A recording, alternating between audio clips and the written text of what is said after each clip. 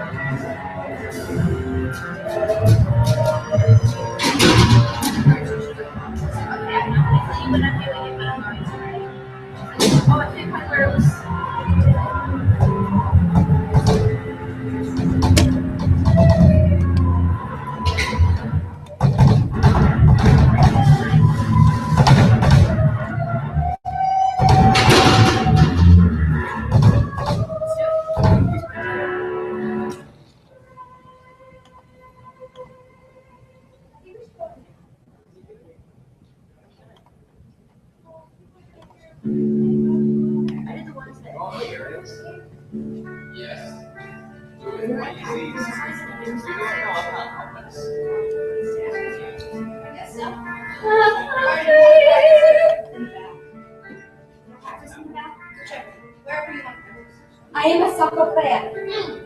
That's weird. Yeah, let's go.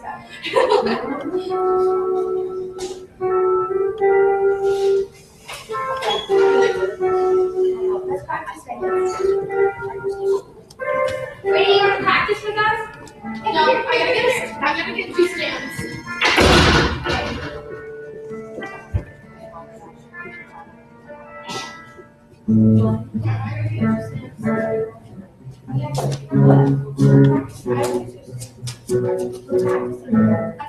Let's help her first. It's only gonna take us 2 minutes.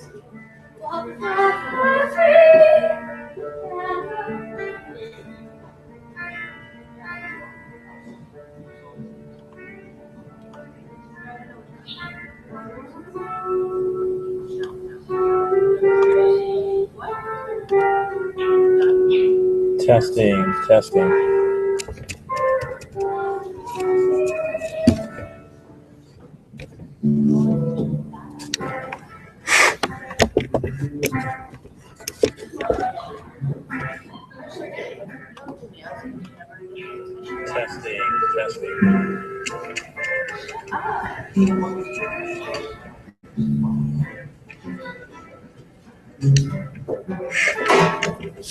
Jesus Christ. My bad.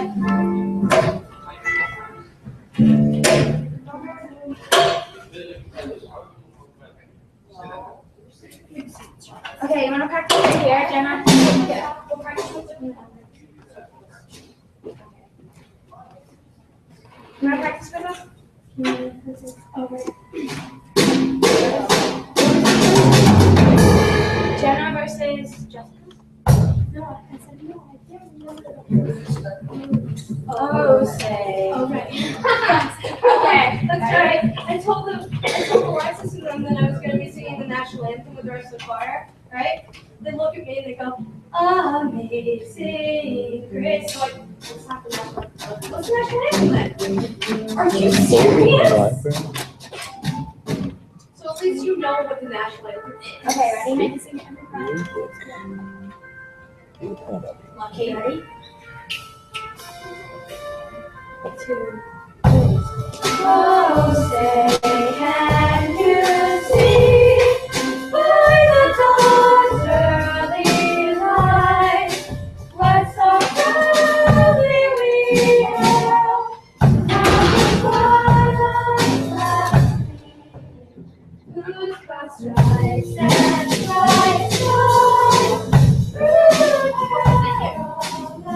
fire. Now, Miss McMillan said those are for junior class, not for class. Okay, I'm positive everything.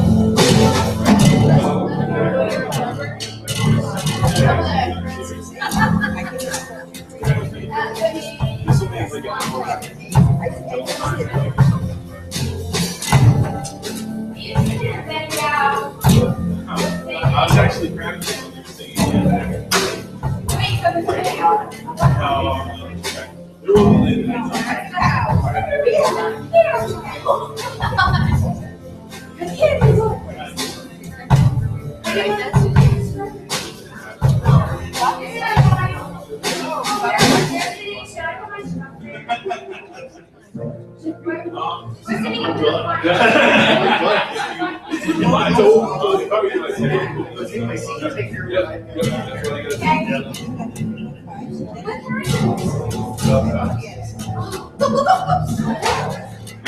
I'm gonna take change moves. Okay. I'll take the heat.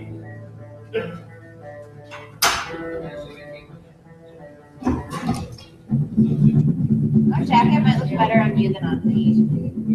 So my jacket might look better on you than on me. What? This one's even more comfortable. Oh, yeah.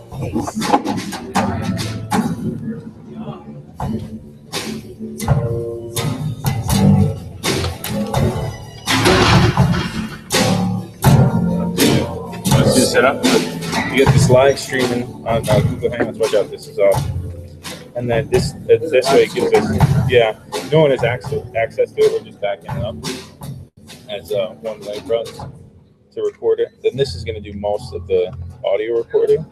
I have it set up in Audacity, so I'll just record all the way through, and then we go through and edit it. We'll just match it with the videos. We're at one camera there, and then one camera way in the back that we're setting up. Let's triple back up, so see how it goes.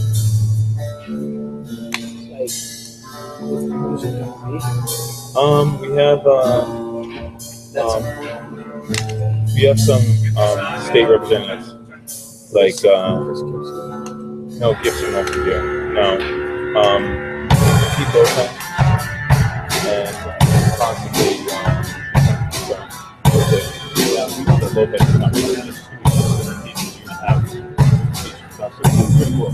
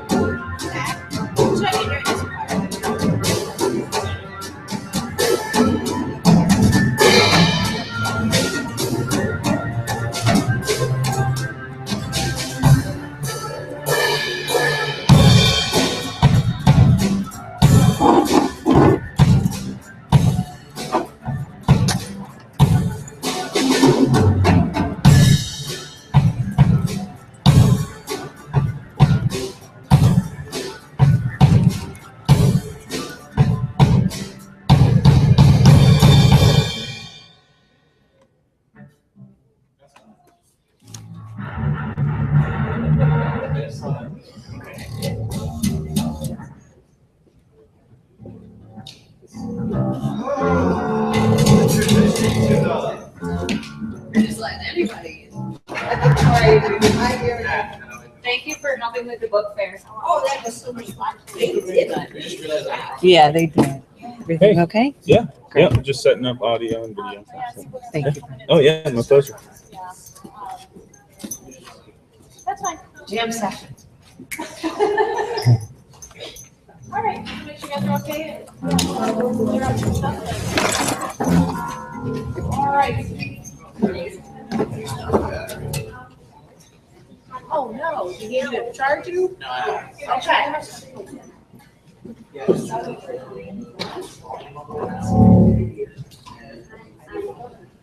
I only did it because we needed to.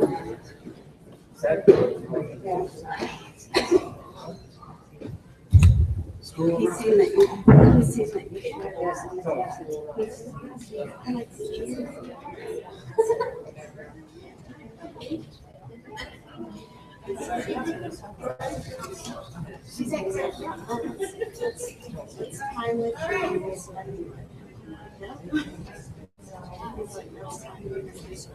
Yeah. Oh, please. So.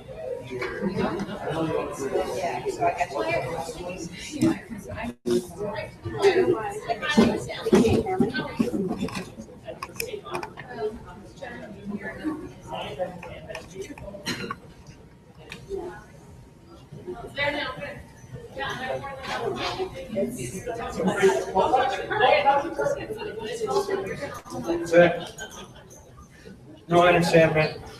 Aw, dang. Why don't you play you in? Someday. Someday. For your exit speech.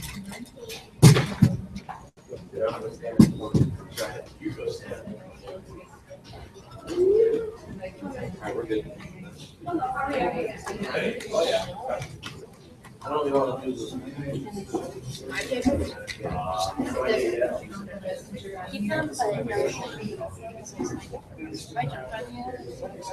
Probably. Yeah, I was okay. No, my body just can't handle the shock. Yeah, look, you were. See, what? Jeff, what? Oh, okay.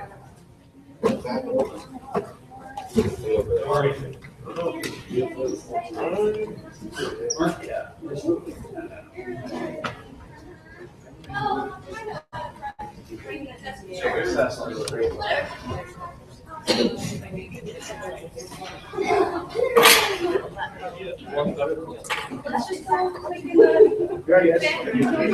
stage. Let's practice on the stage.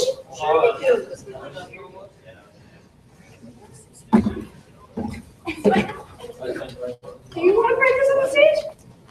Not with the microphone. No. I don't care where we practice. Let's practice. Where? See, let's practice acting in the class. She's very, very shy. So let's practice. Let's practice right here.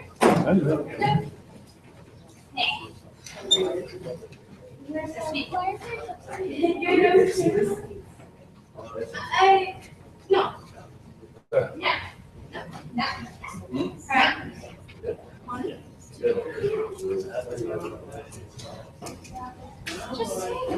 April, I think those are one for you. If the kid wants to sit right behind it.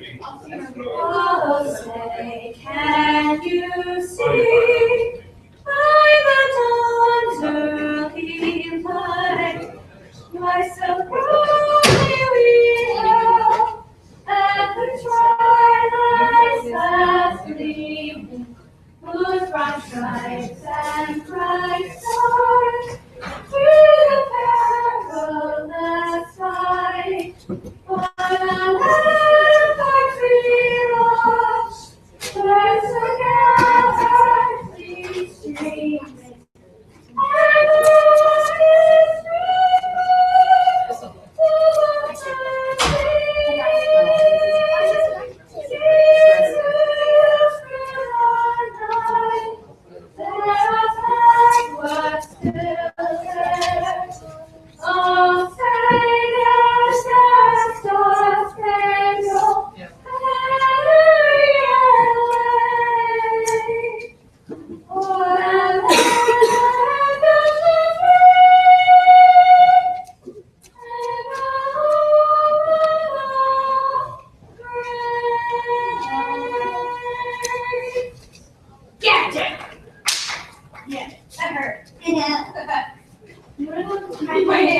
I'm a very nervous, so we need to go.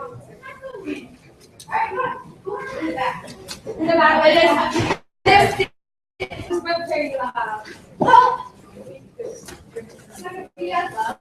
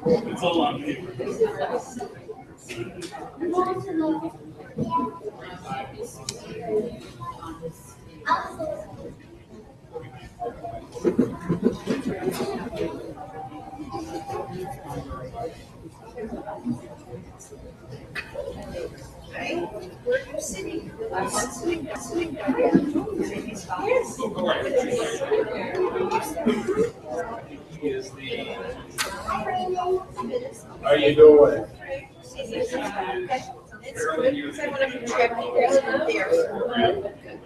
That's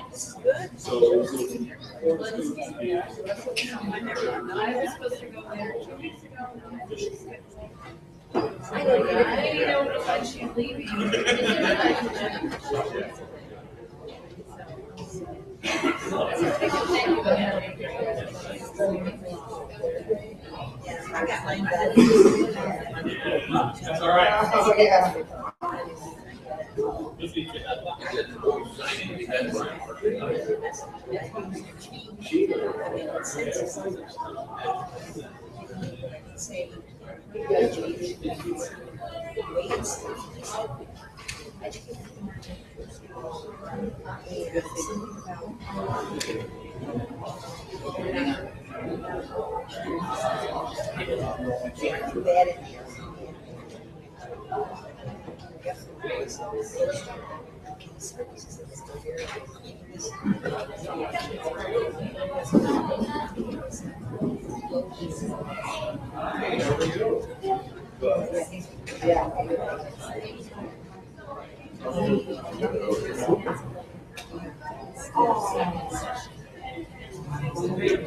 We got games and everything, huh? Okay.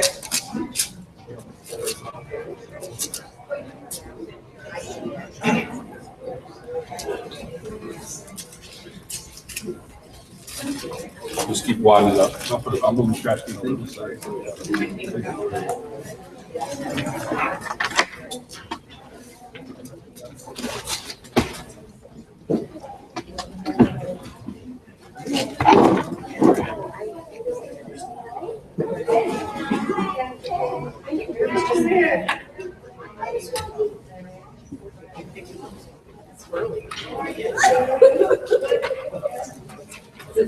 Just so we have a place to throw our tape.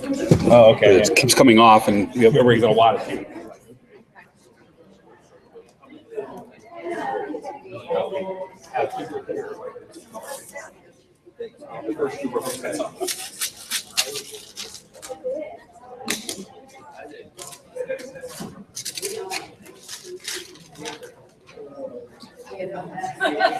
I may regret that you. No, we will never regret it. We want you to be that way. We're just passionate.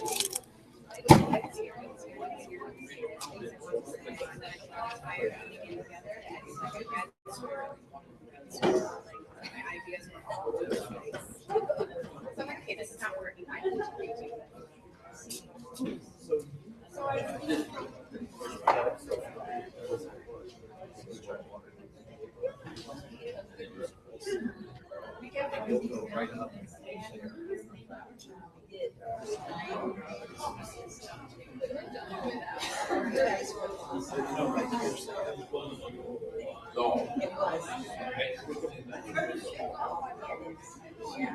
It wasn't the one to step in.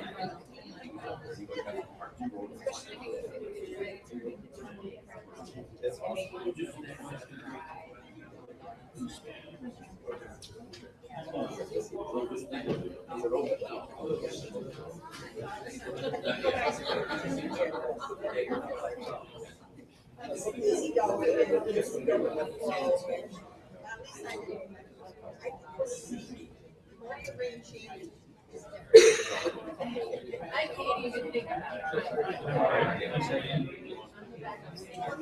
Get it all ready for you. And I can make some.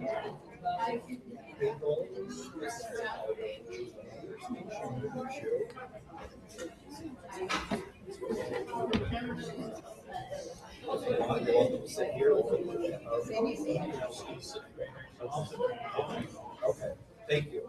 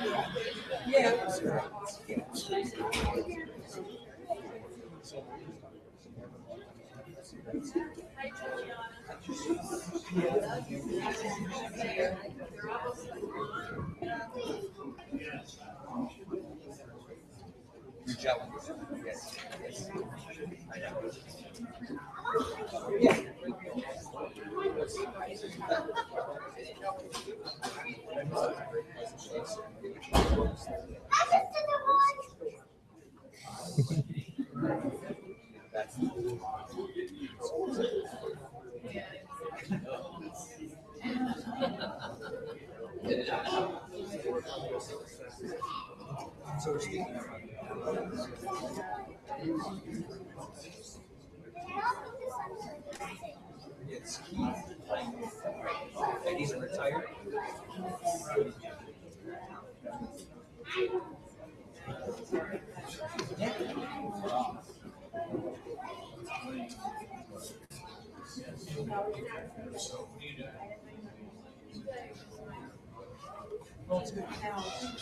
Gotta get it out. Oh, okay. That's fine.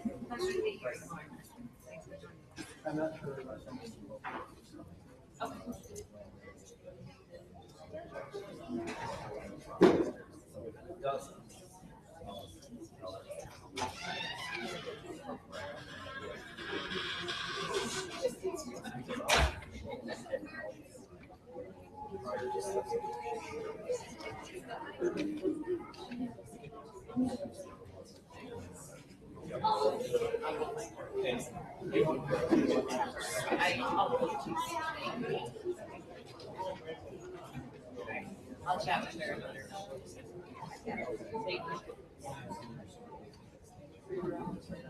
Okay.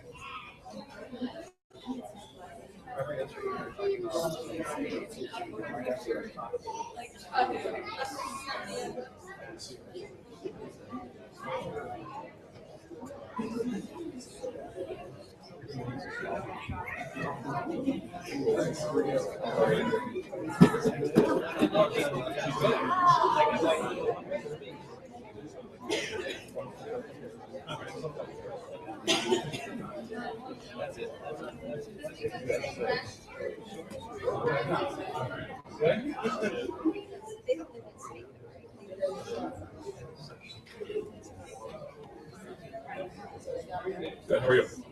Good, good. Thank you. Couple of them.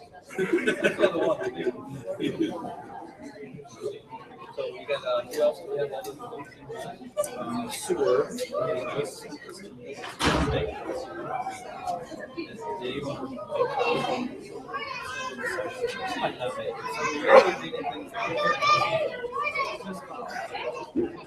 You worried I was gonna burn my log wall? Why not? Why not? I got this to go green with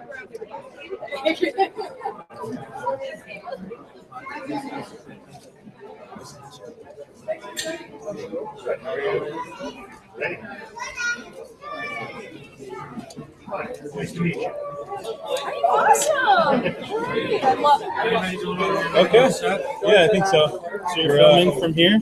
Yeah. Well, I got it up there, and then there's going to be backup over there. So we got a couple backups, and then we're just going to merge them together. So much successful.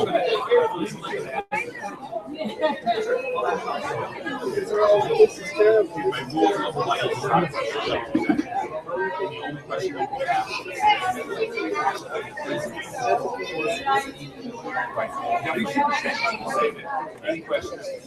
Individually. And otherwise, Why don't you just start?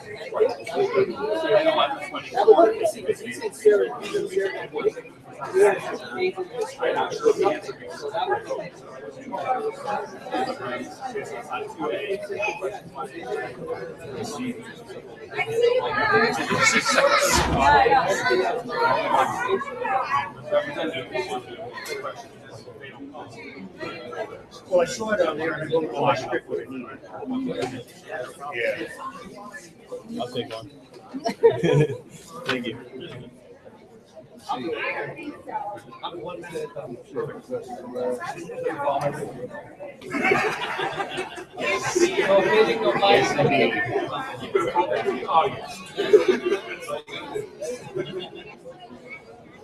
That's my only biggest fear.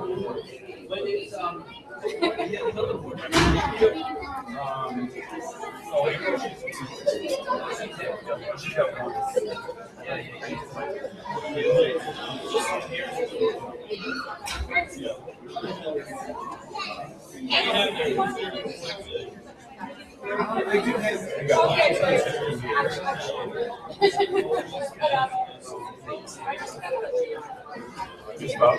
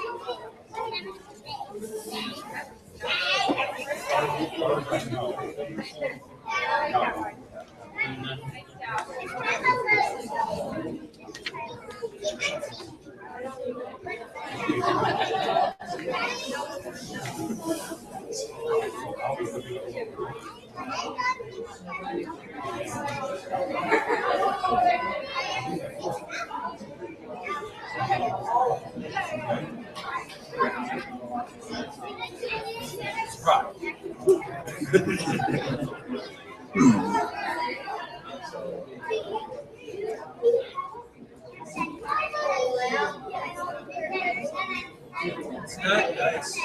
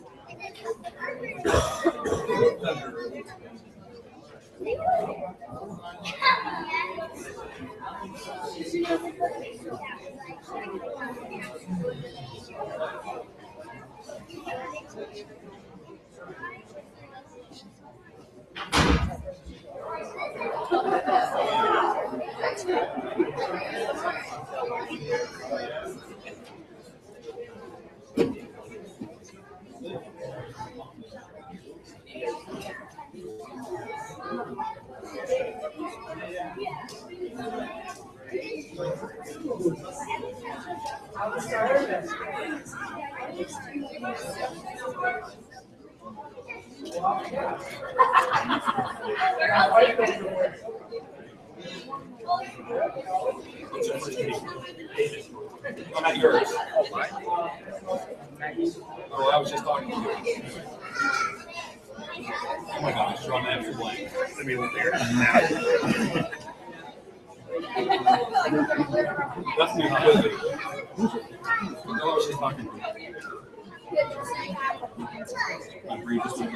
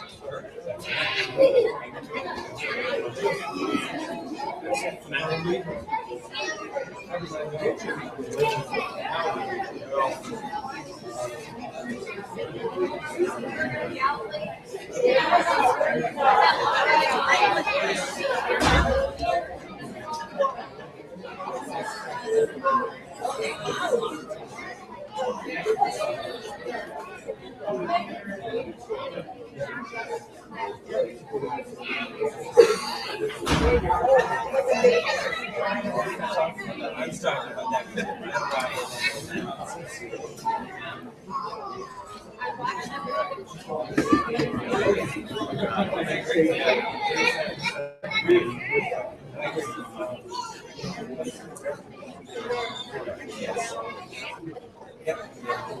I didn't even know what we were talking about.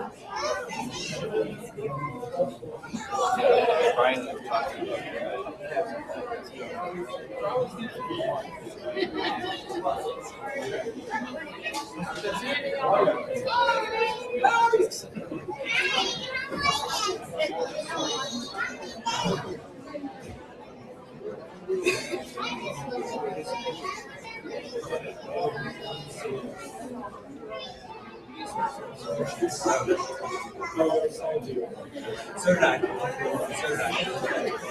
I also sent my survey.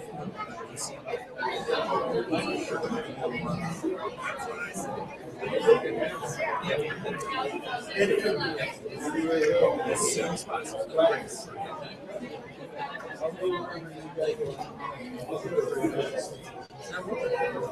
It is a process.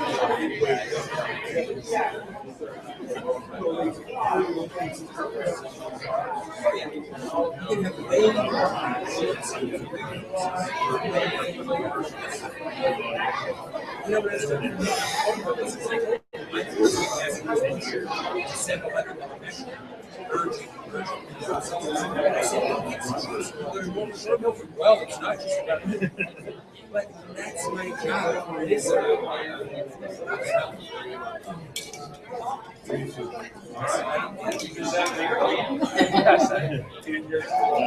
Come on. Can't have that.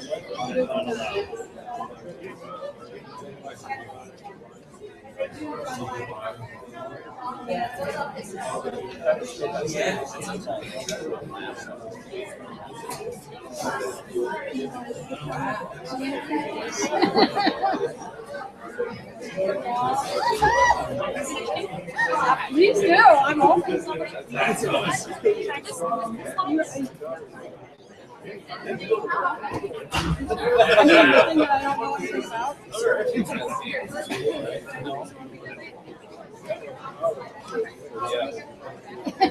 have too many things. Oregon, please. So we go. And then I either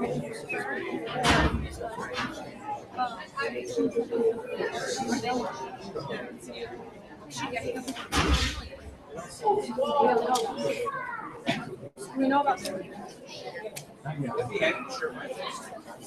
Talking about anything. It's not all that. There's all red 2 hours asshole.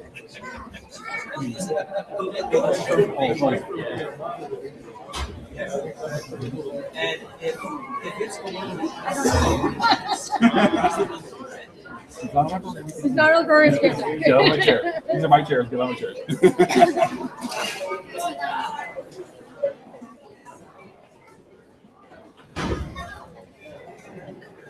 How are you doing?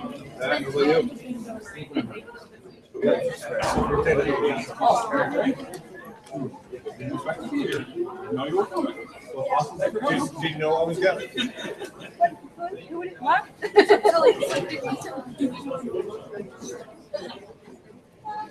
Yeah. Collaboration.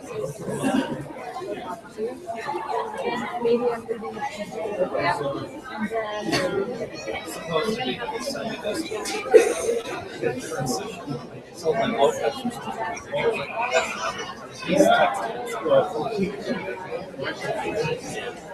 and then you guys do that. yeah. And then yeah, probably at that point you guys after I finish Yes.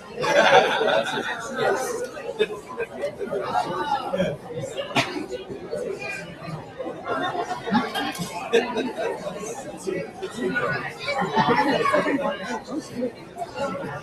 think our summer treatment would be right for the surgery.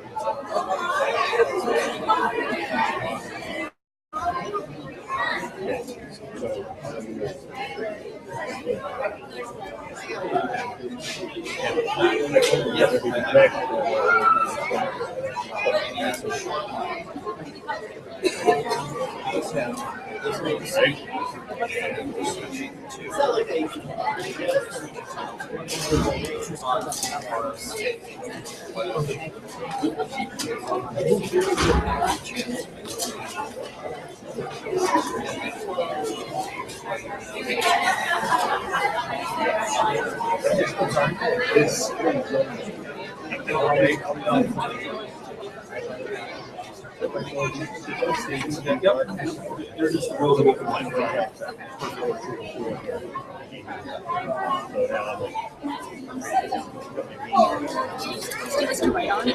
Can I just like write Oh on yeah, this? that's Okay. fine.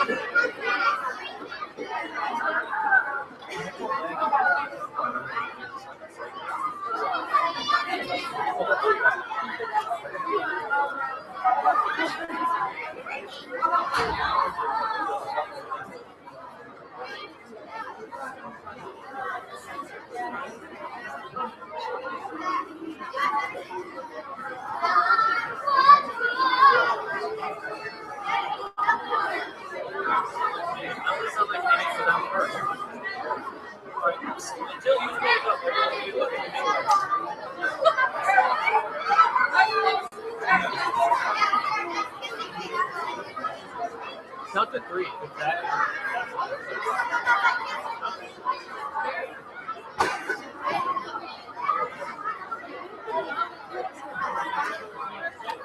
Exactly.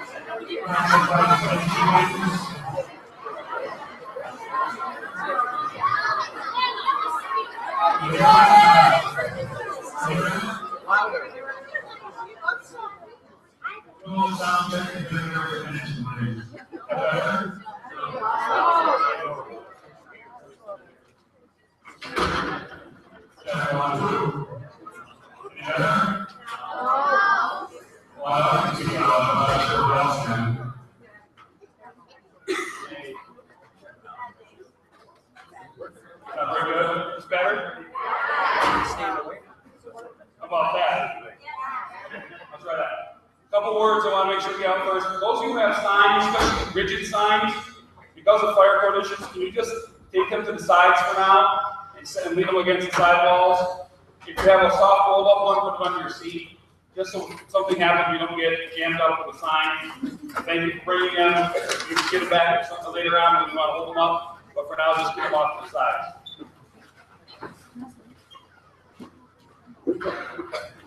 That's your first safety warning. Brian?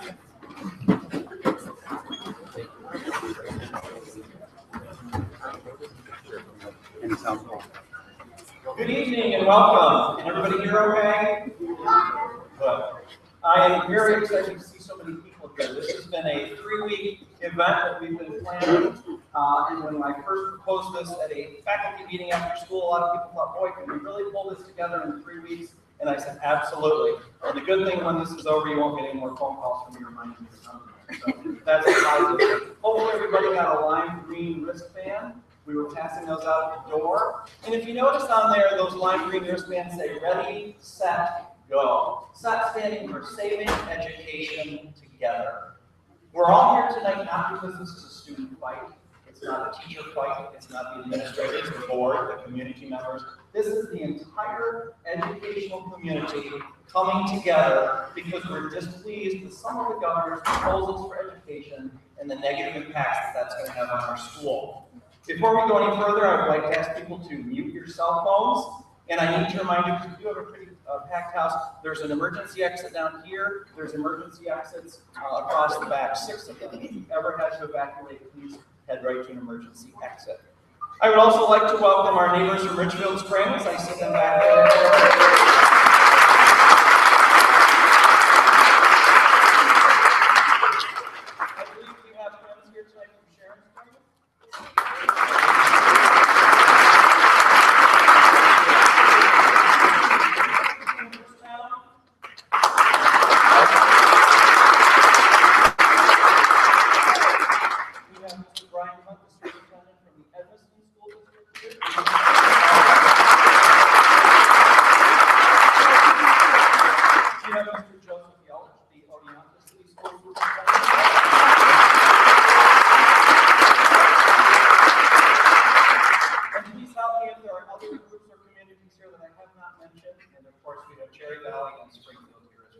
So again, welcome. We have an amazing evening planned for you, and I want to make sure people understand the reason for coming together is positive.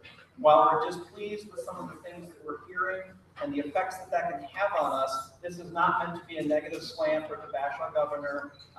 Certainly opinions will come out, and certainly some frustration will come out, and that should come out. We are videotaping this with the intention of sending this off to the legislators. I did just get a text from Senator Seward. He is coming. He will not be here till about 7, which actually should be towards the end of our program, so we will have some words from Senator Seward. Assemblyman Lopez is trying to come. I'm afraid that because they're in session right now, which actually could be a good thing, he might not be able to make it. And at the conclusion of this, if you have specific questions for me, certainly email or call. I'm in all day tomorrow, and those of you who don't know me, I'm superintendent of schools. I've been here about a year and a half, and this is the most excitement and buzz I've heard since I've been here in the hallways. People feel the need to come together as one, because this is a battle that can be won by grassroots movements like this. So with your support, and at the end, you will leave with a packet of addresses and information and websites and telephone numbers. Please reach out to the legislation. Please reach out to Albany, because we can't win this as one, as individuals. We can win this as one. So again, thank you very much for coming. And before I go any further, I would like to call up the following students to lead us in the pledge: Rebecca Phillips, Jalen Jakeway, Hope Lowry, Sarah Lewis, Mia Horvath, Jessica Lundy, and Joe Peters. I'm grateful for these.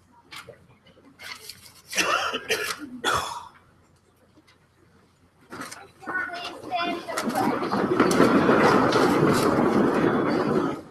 I pledge allegiance to the flag of the United States of America and to the republic for which it stands, one nation, under God, indivisible, with liberty and justice for all.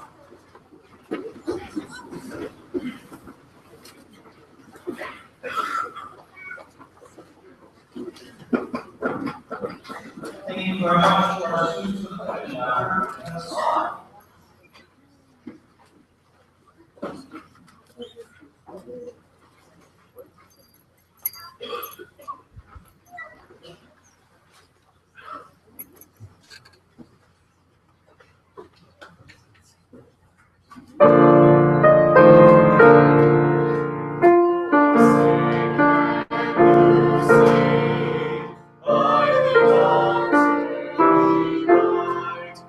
Let's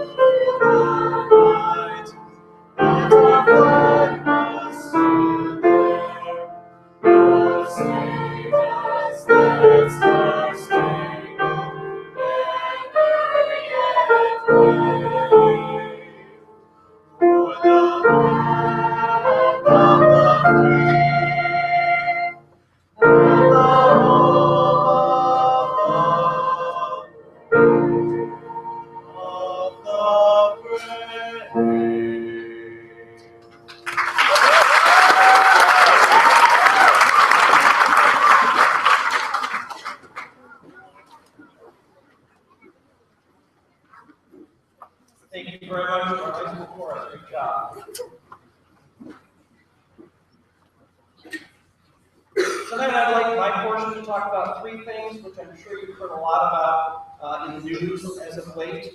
The gap elimination, I get a lot of questions about that. The gap elimination adjustment, or GEA, was put into place in 2010 by Governor Cuomo to close a $10 billion gap. With that being said, their intent, the state's intent, was to give districts less money, hold back some aid to districts to close this $10 billion gap.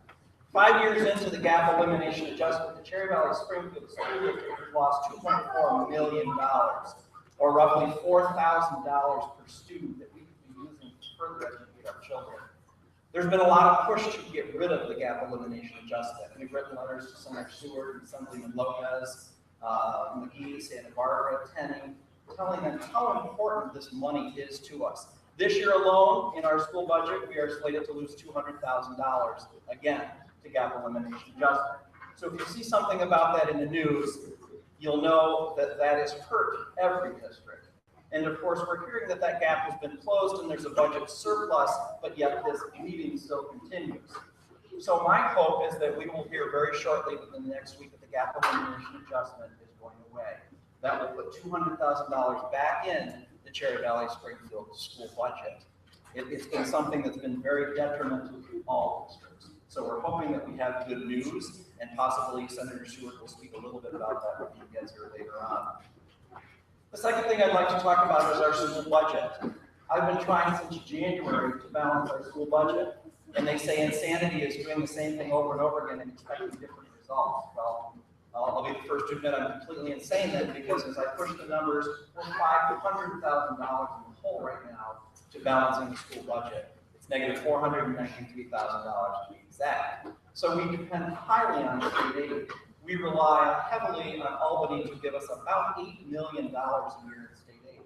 And you've probably also heard the governor has put a freeze on aid runs. We as superintendents are charged with balancing the school budget. We don't know our aid runs from Albany. It's very difficult to balance a school budget when you don't know what you're getting from the state.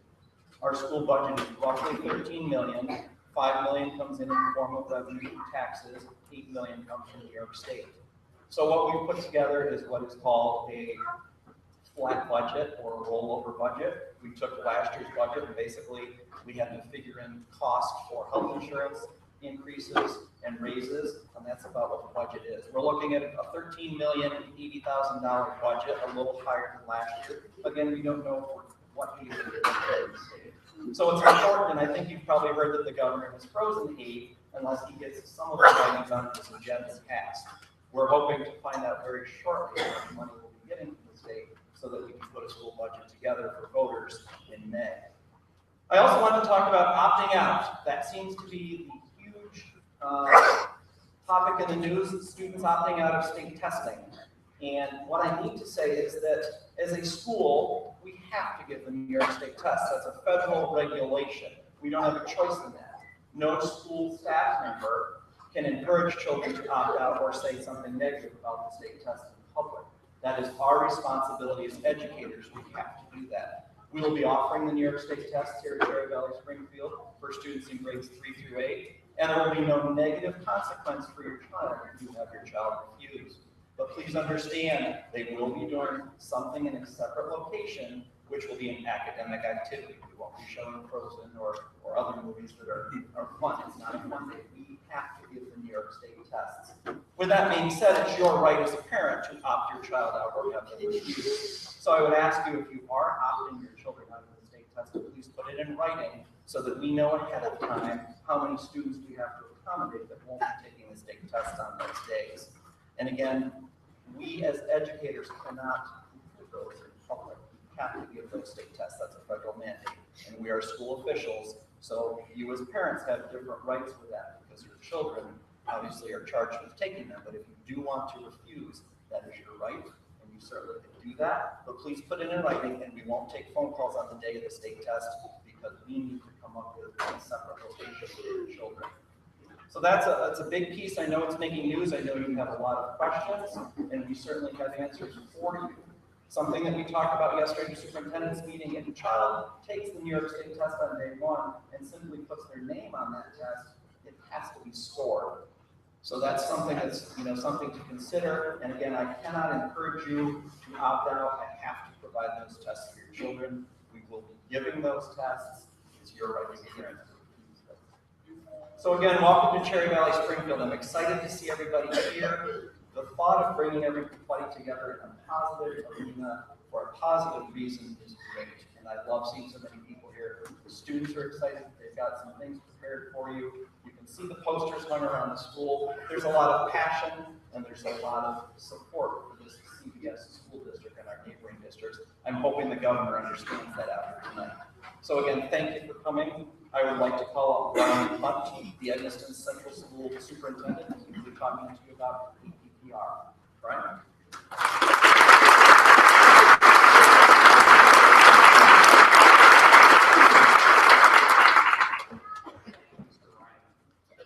I would like to address the topic of APPR, both in terms of the system we have in place at the moment and in terms of what the governor has proposed.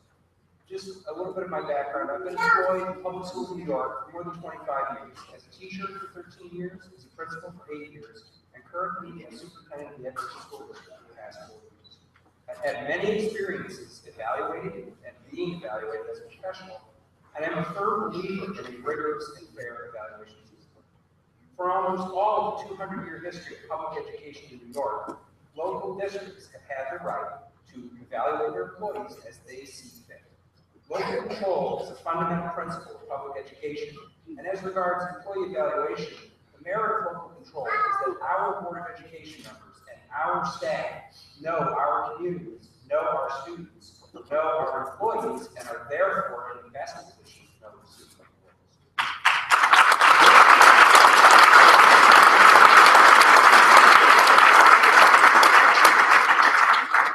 Over the past 15 years, with the advent of No Child Left Behind, Race to the Top, and the Common Core tests, central education policymakers at the national level have increasingly imposed their uniform vision of accountability for local school teachers and principals, irrespective of varied local conditions or of the interests and concerns of students and parents. Furthermore, the recent changes in APPR at the state level have imposed an unscientific and arbitrary use of state tests to score and rank and sort teachers into categories of effective, ineffective, etc. The APPR system we have currently is not a valid and reliable indicator of true teacher principal performance, and the governor's proposed changes make a bad APPR system much worse.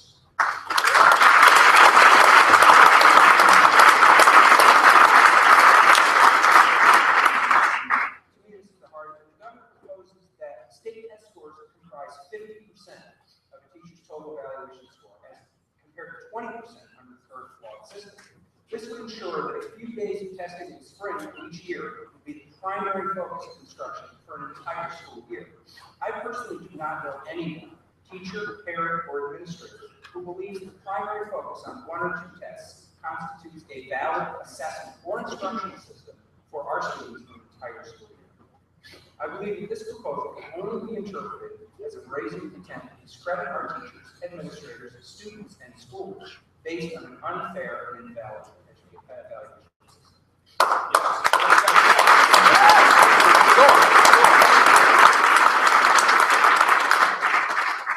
Another distressing aspect of the governor's proposal is the concept of the independent evaluator to conduct observations of teachers and principals. This seems to be based on the governor's erroneous perception that local school administrators have been unjustifiably generous with evaluations. The fact is the governor Cuomo is the primary architect of the evaluation system that is currently in place. He claimed 2 years ago that this APPR system would improve the performance of our schools. The results of this flawed system have been very similar in districts throughout the state, despite the 700 locally negotiated APPR plans, which suggests that the design of the APPR law is flawed, not its implementation at the local level.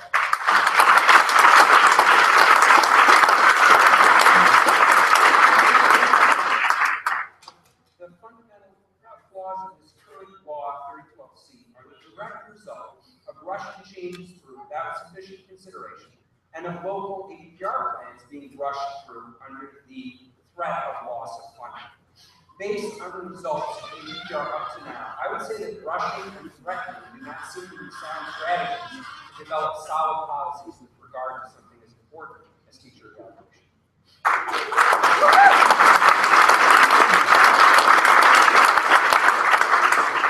would like to suggest a different approach. In order to properly address the issue of teacher principal evaluation, I believe that a commission of true education experts, by which I mean public school teachers, public school parents, public school administrators, public school board of education members, and respected scholars of public education, should be convened to construct a fair, valid, and reliable evaluation system for teachers and principals.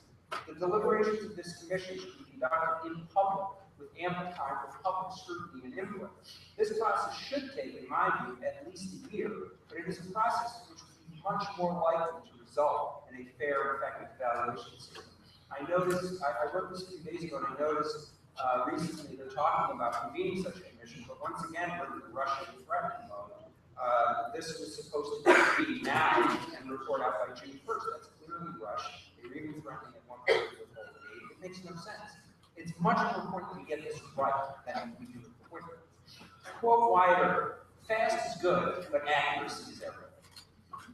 We owe it to our students, our parents, and our teachers, and our principals to get APR right. Some have argued we must act quickly, but I would argue that acting quickly without sufficient consideration is what has got us into this mess. Enough racing. Let us progress with deliberate speed to a result we can all support. Thank you.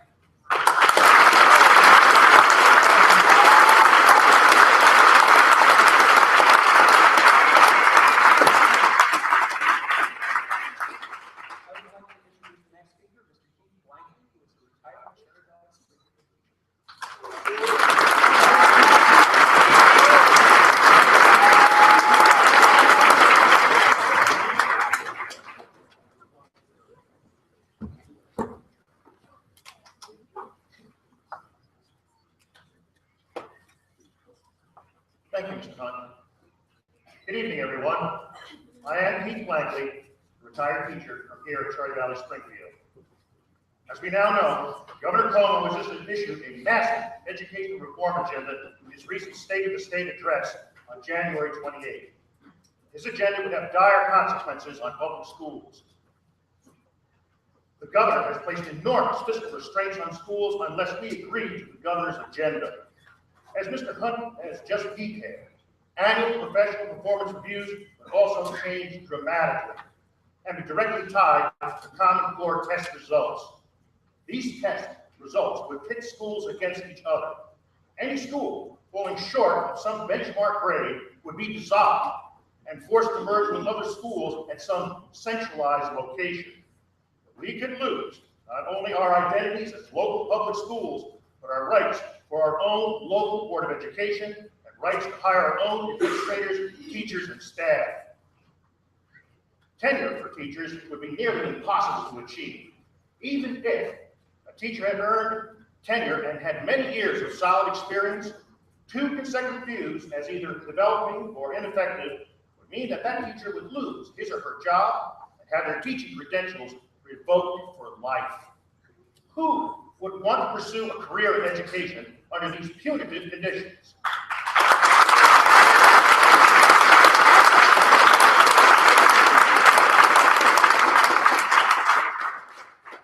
Similar circumstances would apply to administrators as well. In a quota-type system, administrators would be forced to dismiss a percentage of their teachers or face dismissal themselves. As Mr. Hunt said, local control of teacher observations would be all but eliminated and replaced by some outside evaluator, someone who does not know us. This is not who we are. This is not who we were. I am one of a few retirees who had the privilege of teaching in both the former Cherry Valley and Springfield school districts before the merger in the 1980s. As a shared service BOCES employee, I taught for half a day in Cherry Valley, the other half in Springfield. I was there when we conducted a merger study and then voted to merge. We were not forced to merge, dictated by an autocrat in Albany. I was there. We served on facility committees, the entire school community, all meeting with architects and engineers on our building plans, not dictated by an autocrat in Albany. I was there when we decided our new logo, school mascot, the Patriot, and school colors, red, white, and blue. The Patriot identifying us, reflecting our own local rich history. Red and white came from Springfield, and blue from Cherry Valley. The colors are both patriotic and symbolic of our two former districts. These choices were not dictated by an autocrat in Albany. I was there on a blustery spring day for the groundbreaking ceremony when we gathered as a community to celebrate our bright future. I was there when Superintendent Carl Schrader took busloads of students, parents, teachers, and community members to the site so we could see our school take shape. I was there for the grand opening and ribbon-cutting ceremony of our school in the fall of 1989. Spirits were high, filled with promise, not filled with despair like today, because an autocrat in Albany instead intends to cut us to ribbons. I was there when we developed our school mission statement, which reads, by working together, the Cherry Valley-Springfield school community will provide the foundation for success that every student needs for a lifetime. This was our vision, our definition of a successful public school, not a dark mission statement from an autocrat falsely declaring us a failure. I was there when teacher Susan Etherton and student Viola Schneid co-wrote the uplifting lyrics and tune to our alma mater, proclaiming great pride in our school, not the current depressing words, sour tune from a misguided autocrat in Albany. I was there. We placed our own meaningful artifacts in the time capsule, buried right in front of our school, defining us, not defining us today as useless relics, deserving of a burial by a ghoulish autocrat in Albany. I was there.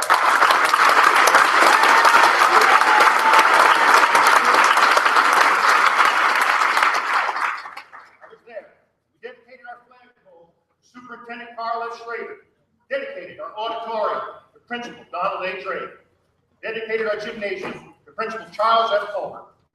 All leaders who gave us so much, not the present autocrat in Albany who gives too little and takes far too much.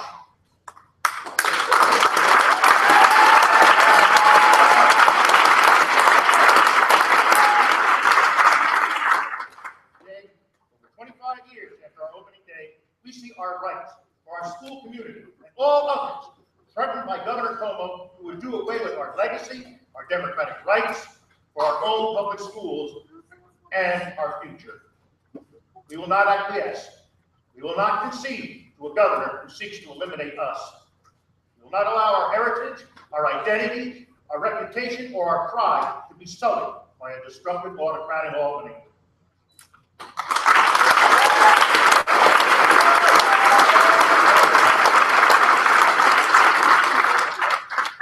I was with you yesterday. I'm here, still united with you all today.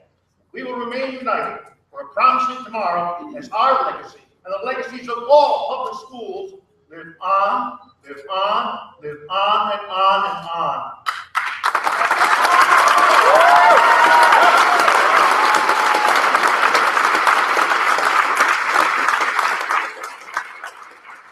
Thank you very much.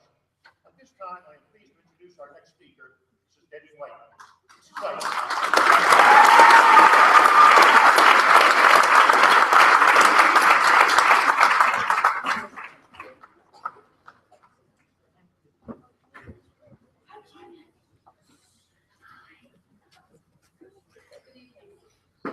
I'm here tonight as a concerned parent to share with you my thoughts.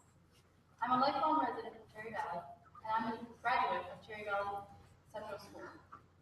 In kindergarten, our classroom is full of toys, kitchen sets, dress-up area, blocks, a piano which Mrs. Smith used to play whenever she felt like it, and that was in addition to music class, not instead of. We had pots because we still took math then.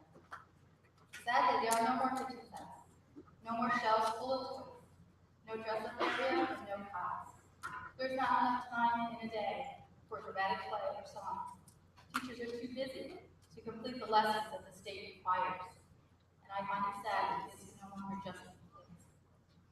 My college professor used to say to me, a child's job is to play. If she said it once, she said it 1,000 times. A child's job is to play. That is how they learn. Projects and hands-on learning are fun and effective. When I was in 3rd grade, our class did a play, or will still do. We spent hours writing that play. We organized it ourselves. We learned our lines. We even created a program. Parents and grandparents came to an assembly and watched us perform. Creating that play, we learned about character education, critical thinking, and problem solving. These higher-end thinking skills are the same as what Common Core teaches us today. The difference is we had fun. I have fond memories.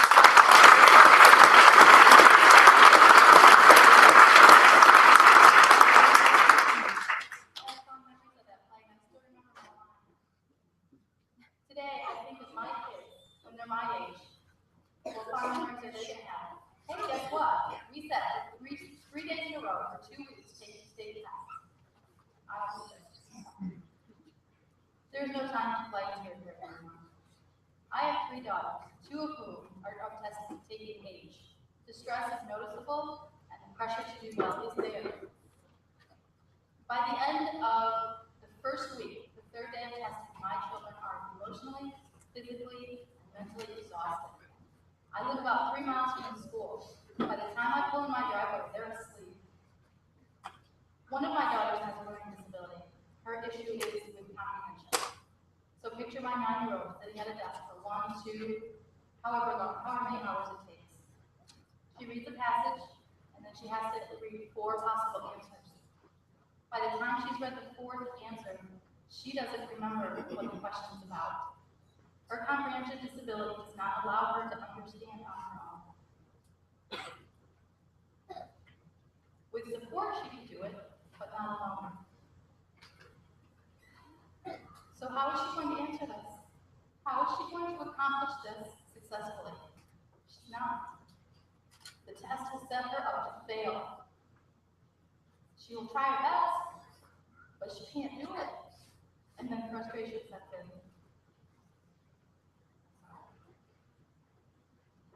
And in my opinion, there's no reason to put her through that. Her self-esteem and her self-worth should not be attached to a test score.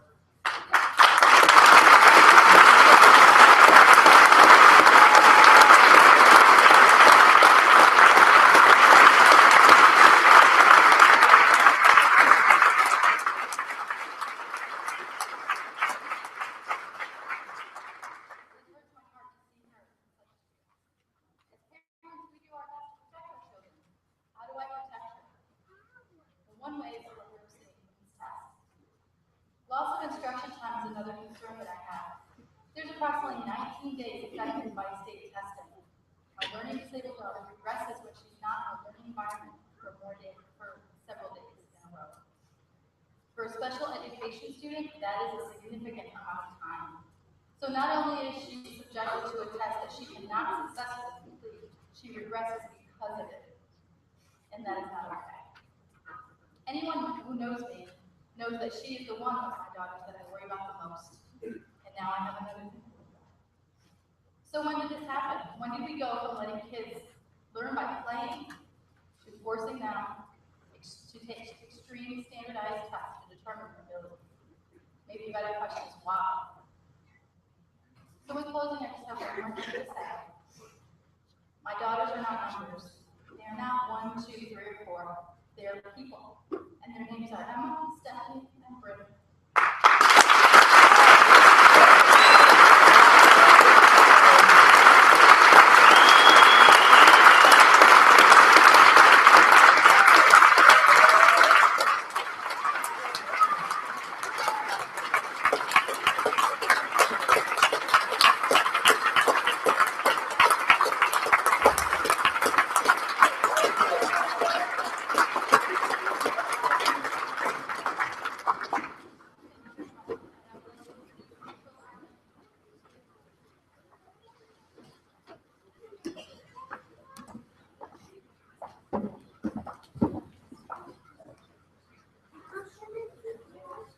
Good evening. For those who do not know me, my name is April Armini. I am a native Penny. I am a parent, proud alumni, board member, a member of Partners in Education, a Girl Scout leader, Sunday school teacher, and with the help of a friend, we started a youth group this past fall with the Cherry Valley community.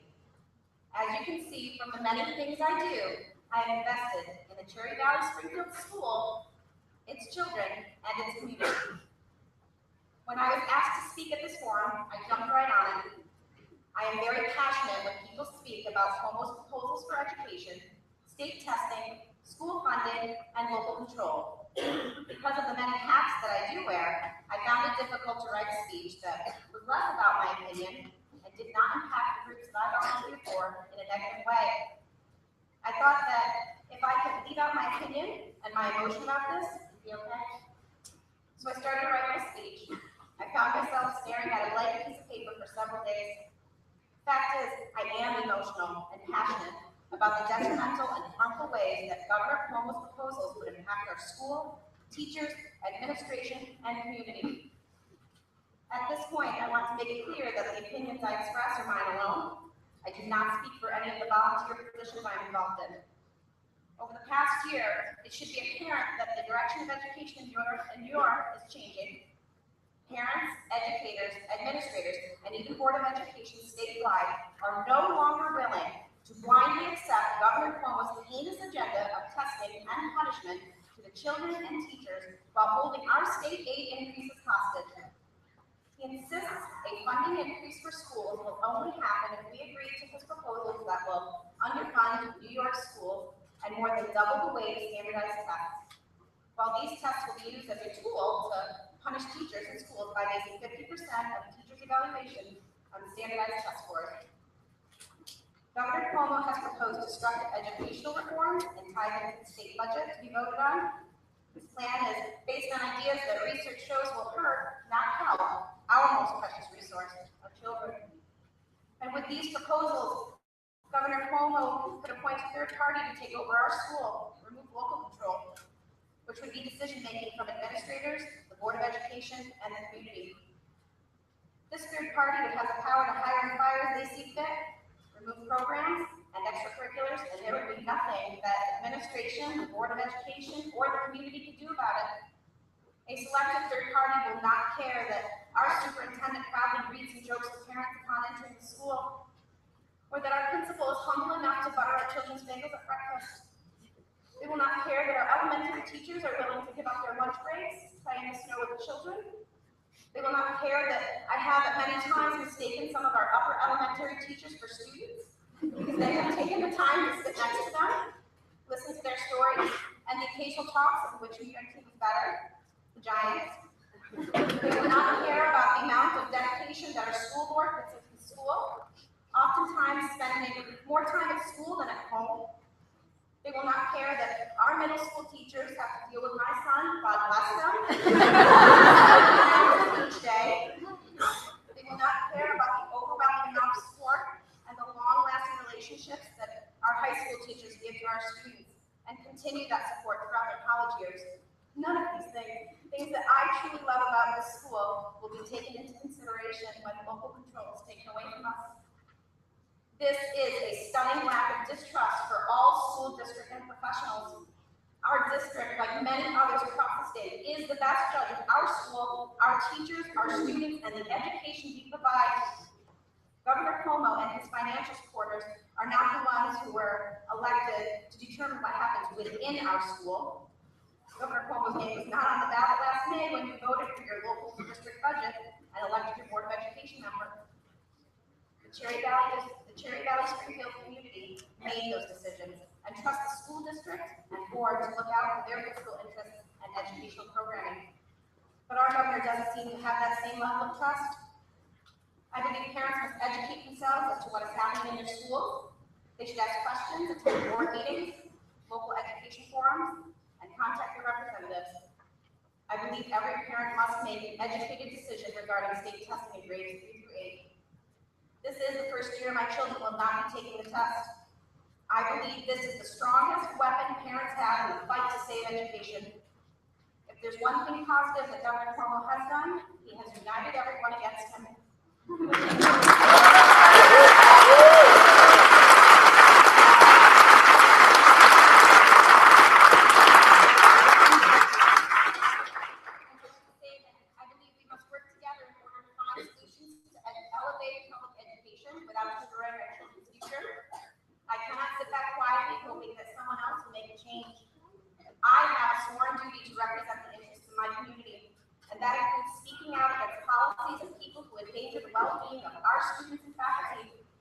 I am hopeful that in light of all the recent months of forums, rallies, parents, and school district letters and test refusals, there will be a change of heart. Anything less, Governor Cuomo will send as a signal that our voices have been ignored. Thank you.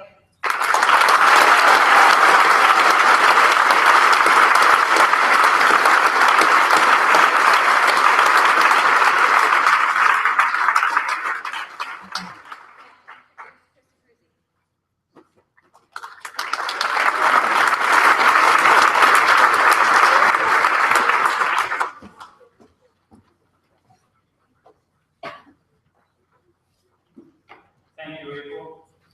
Again, my name is Chris Bruzy. My daughters attend CBS, and I have been a local community member of Owen Young and Cherry Valley-Springfield school districts all my life. I'm not crazy about public speaking, so for me to stand up here tonight emphasizes just how important this forum is and the matters at hand. My wife and I have been rattling our brains trying to figure out how and what exactly I should say. It's hard to talk about Governor Cuomo's new education agenda without talking about the Common Core, state testing, opting out, gap elimination, school budgets, charter schools, and so on. They're all connected. I would like to begin by telling you about my personal experience with state testing and Common Core. As a parent, in the past years, I've felt bullied into believing that the state tests were mandatory and that my children's grades would be affected by their participation and or their lack of. I am here to tell you that this is not true. I can't emphasize enough.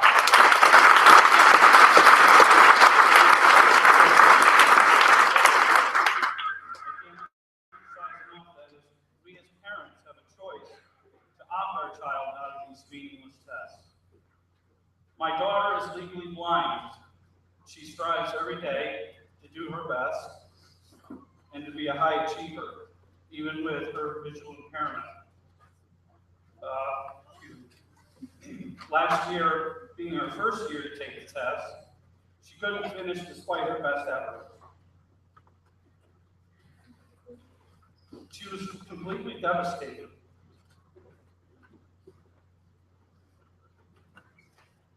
Excuse me. These tests made her feel inadequate in every way. She complained to us. My friends finished the whole test. Why can't I? I don't want to go to school. My eyes hurt and I'm so tired. Why should I put my child through this? She's a smart kid.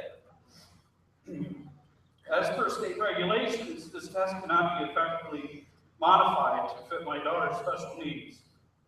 So in my eyes, it's not a good tool to measure her intelligence and should not be used to evaluate the teachers or the school's effectiveness on her education. Right there says it in a nutshell. My child isn't the only one with a disability, so how are they evaluating those children correctly? After last year's experience, my wife and I began investigating our option of opting out. We attended a meeting here last month and learned that there was much more to Governor Cuomo's education agenda. Basically, he wants to hold public school state aid hostage unless all of his demands are met. That is why the Governor Cuomo's new agenda of 50% of teacher evaluation will be based on these ineffective tests and could have a severe negative impact on our children. Think about it, 50% of their evaluation is based on Common Core math and ELA tests at the end of the year. Where do you think most of their focus will be directed? Our children will be losing time spent on other studies such as science, social studies, music, art, technology, outdoor time, and real hands-on projects that better prepare them for the future.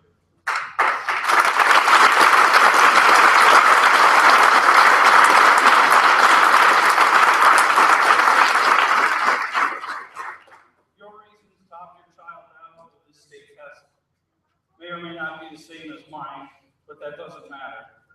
What really matters is that you are taking a stand against Governor Cuomo's proposed agenda, and most of all, as parents, we are protecting our children in their school.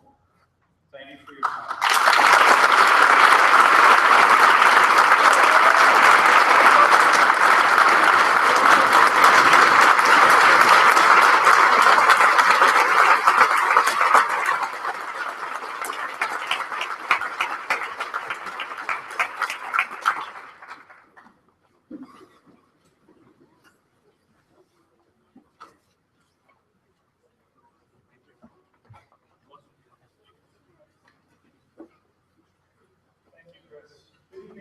gentlemen.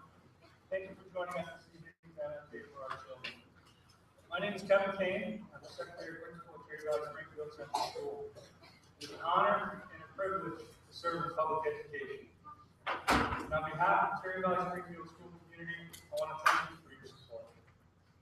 Assemblyman William McGee was unable to join us this evening, but asked if we could read a statement on his behalf. Thank you for the opportunity to provide some brief comments on the state budget and education. Since the start of the budget process earlier this year, I've been listening to students, parents, teachers, and superintendents across our region to find out what they need in this year's state budget. I've made it a priority to see the gap elimination adjustment be repealed. The Assembly's budget proposes to reduce the GPA by $456 million, which will make a huge leap toward that goal. Additionally, our proposal adds $830 million towards foundation aid, the largest increase in 7 years. The Assembly's proposal also includes an additional $273 million for expense-based aid and an additional $80 million for pre-K programs. In total, our proposal calls for an increase of $1.8 billion in the 2015-16 school year. Last year, we made significant reforms to the Common Core program, banning standardized tests for students in grades K through 2, delaying the use of test scores on students' permanent records in grades 3 through 8, and creating a Parents' Bill of Rights that limits the sharing of private student data with third-party vendors. This year, let's continue that discussion so we can find the right balance for our community. Finally, the Assembly's budget projects the governor's proposed changes to the teacher evaluation system to take over failing schools, changes to charter schools, and changes to teacher preparation, certification, dismissal, and tenure. Our priority with the budget should be fully funding our schools and not tinkering with the education system under an artificial deadline. Thank you for the opportunity to provide comments to your school community. It is now my pleasure to introduce one of our seniors, Mr. David Burke.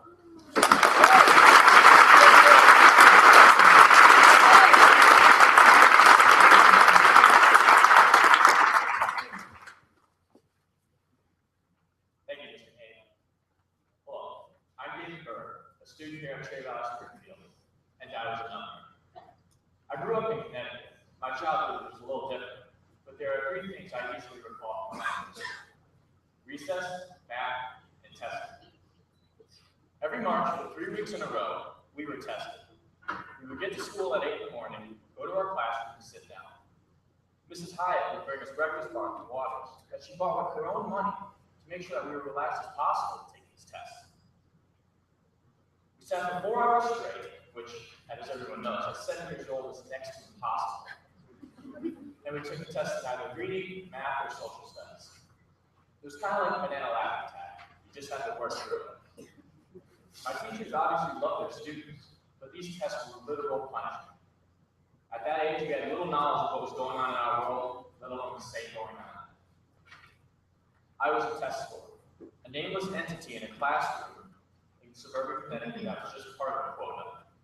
I was just a number to everyone involved in my education except for my teacher. In a classroom of 28, I was number 7.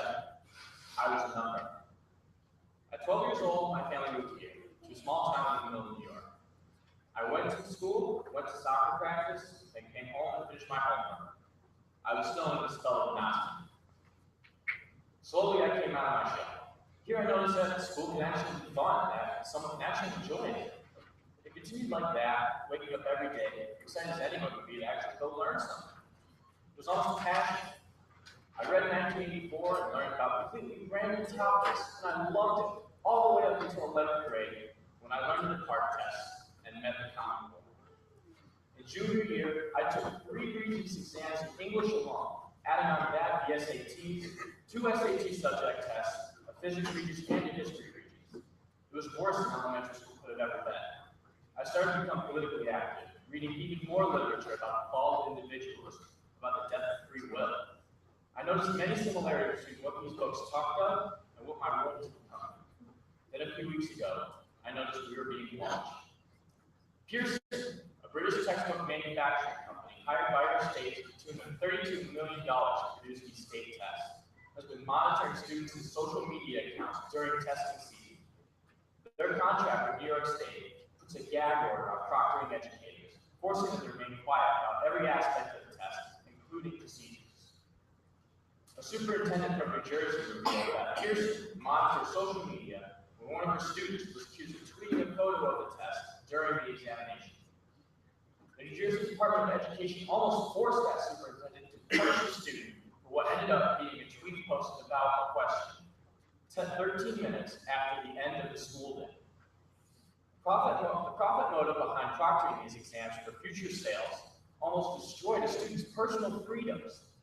In a world like today's, we do know that almost everything we post on the internet is accessible, but the problem is this. A foreign company is twisting our Constitution and violating the rights of every student that is part of a Common Core state. Just because we are under 18 and cannot vote does not mean we shouldn't hold a power or say in our education.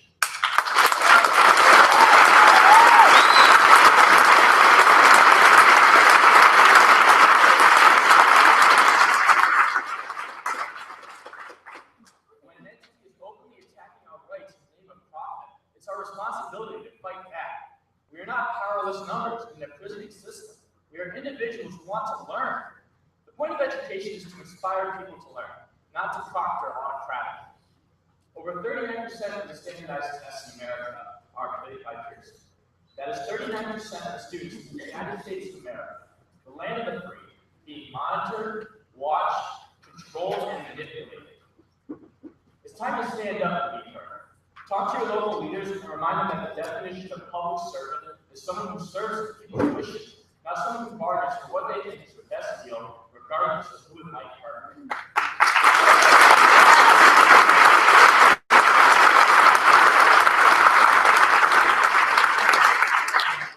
I don't want to be just a number in a district. I'm an individual, loud and proud. We are not numbers. We are human beings. Pearson cannot control us as long as we seek out and notice. Our leaders need to wake up to this, because if we continue down this path, Big Brother is going to become more real than George Orwell could ever feared. I was your test score. I'm not anymore. I'm human. Thank you.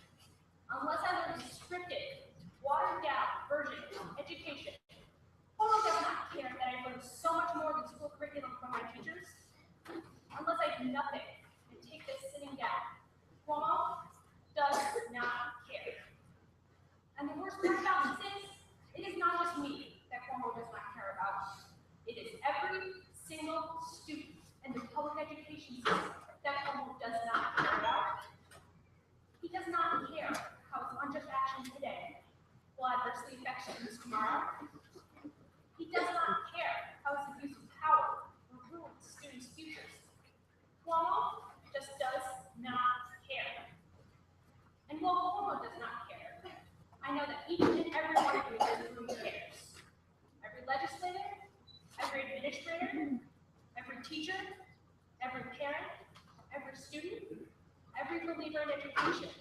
Every single one of you cares. Every single one of you understands the importance of public education. And that is why it is your job to do something about this. Make a speech, attend a rally, call your legislators, write them a letter. Learn more about the situation. Do something. Do anything. Do anything, but nothing. Do anything.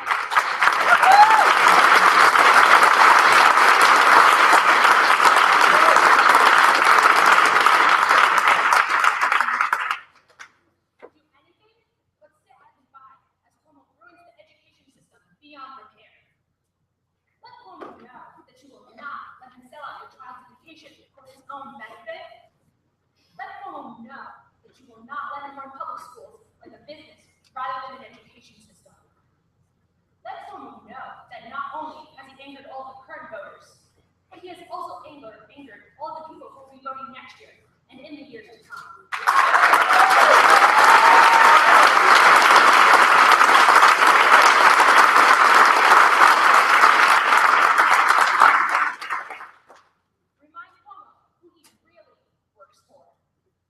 Remind Cuomo that this is a democracy. And remind Cuomo who really has the power.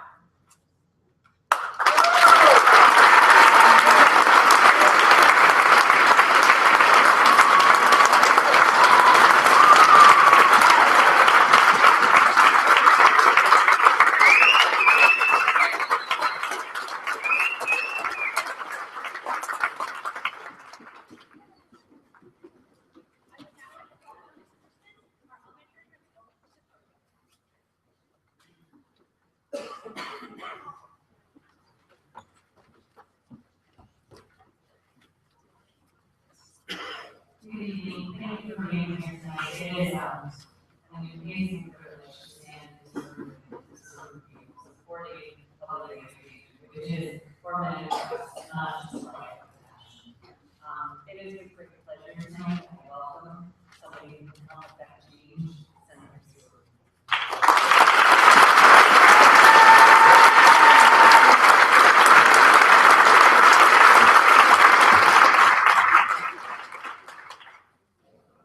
Thank you all very much. I really appreciate the chance to live all here this evening. I had a 5 o'clock meeting at the state capitol, which got over at about 6, so I hope there are no police in the audience here.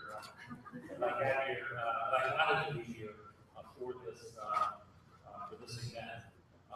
I really love this banner behind me. It says parents, students, educators, administrators, community coming together, saving education together.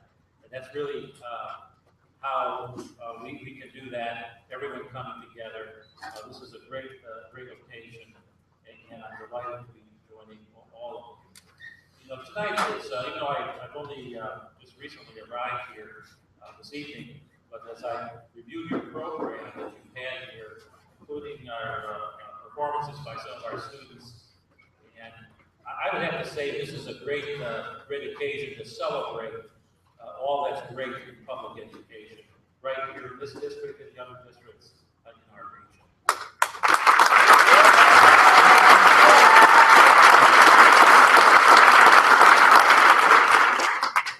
My household, public education is very, very important. My wife used to be involved in our local school in Milford, where we reside. Both of our children, of course, public school education in Milford. My daughter, in fact, is a first grade teacher over in the Worcester Central School. The little 5-year-old granddaughter is in kindergarten at Great Plains School in Minneapolis. I was on a panel recently, and someone asked me what got you involved, interested in public service, government, politics, and I didn't have to think about that for a minute. I said, my 5th grade teacher, Mr. Platt. He really inspired me. We used to have debates in my 5th grade, and it really turned me on, so to speak, to current events, what was happening, and how I could make a difference. And here I am, it's 29 years as state senator. And so public education, I felt it in my own home and my own life, so vitally important. And I think I'm stating the obvious when I say that these last few years have been very, very challenging in public education. We've had what I would describe as a very, very poor rollout of the Common Core, and APPR, and all this additional testing. We have had all this data collection, the list goes on, and at the very same time, the resources that have been coming into our local school districts have been diminished because primarily because of the gap elimination adjustment, GEA, which it has cost right here in this school district alone, since it was implemented back in 2009. In fact, I voted against that budget. This was one of the important reasons why. But it's cost the school district these last few years $2.4 million. $2.4 million right here for Cherry Valley. And so these are the challenging times, and where are we today? You know, when I listened back on January 21st to the governor's state message and the rollout of his budget proposal on that day, you know, he talked about failing schools, ineffective teachers. I mean, the rhetoric was pretty harsh, to say the least. And he, as he described that, these failing schools, ineffective teachers, you know, I sat in my seat and said, you know, to myself, I don't know what he's talking about in terms of our region. We have great public schools. We have very effective.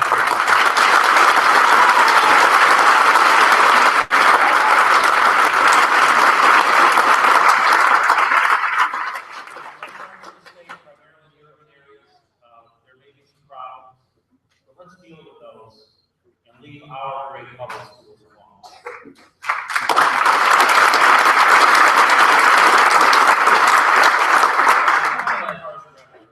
He began with ultimatums, saying, well, if you don't go along with his education reforms, we'll see an increase of about over $300 million in state aid education this year. If you go along with his reforms, there's $1.1 billion. That struck me as using our kids as pawns and our school districts held hostage.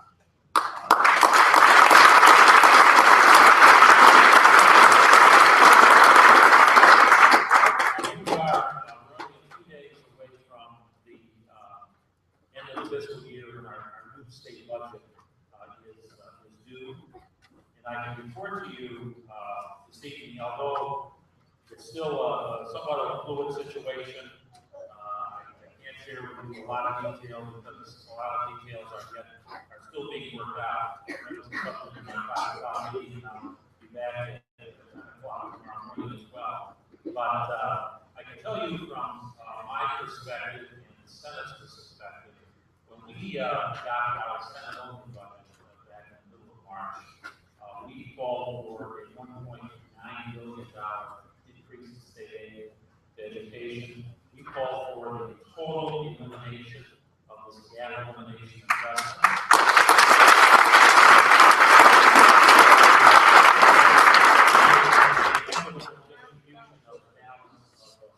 And we uncoupled the governor's any talk of education reform, uncoupled that from the flow of state aid.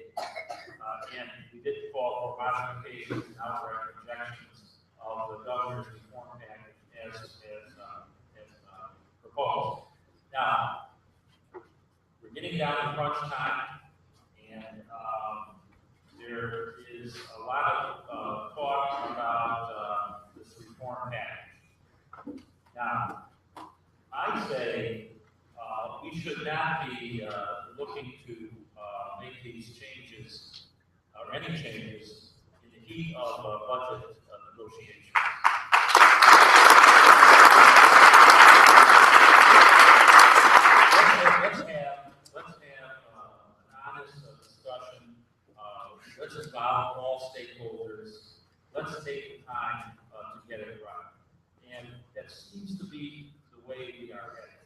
terms of, in this budget, establishing some sort of either a commission or some independent panel that will be made up of those who are experts in education to make recommendations in terms of whatever changes may be.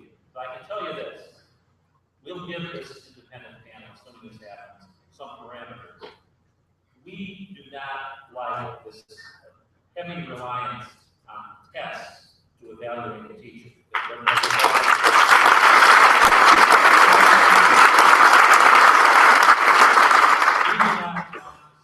People from the outside, these so-called independent observers, come in to evaluate our teachers without any knowledge at all about the dynamics or the socioeconomic conditions or any knowledge at all about the conditions in a particular school district.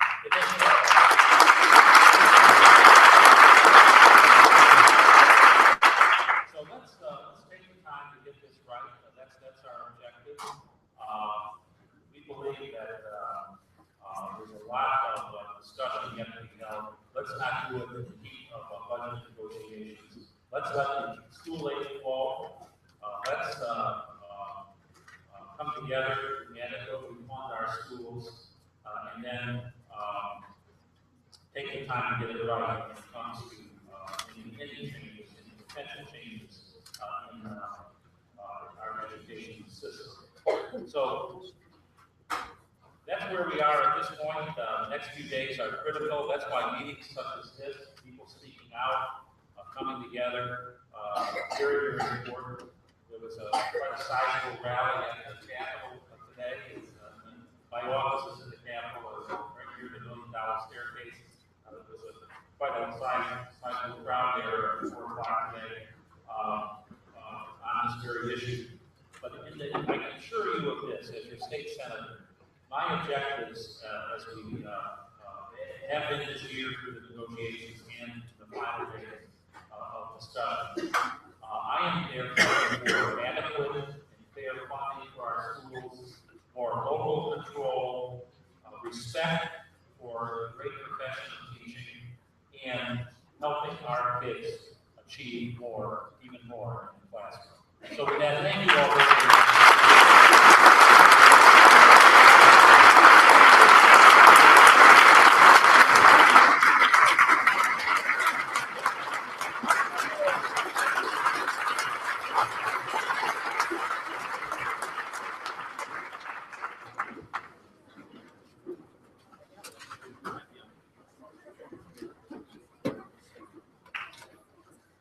Before we begin the open mic portion of the evening, I have a special message from Lee Valley-Springfield. Lee?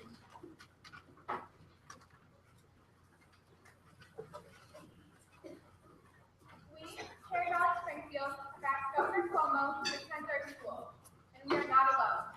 Now I would like to invite anyone who wishes to speak to respectfully say what you wish to the governor himself on stage.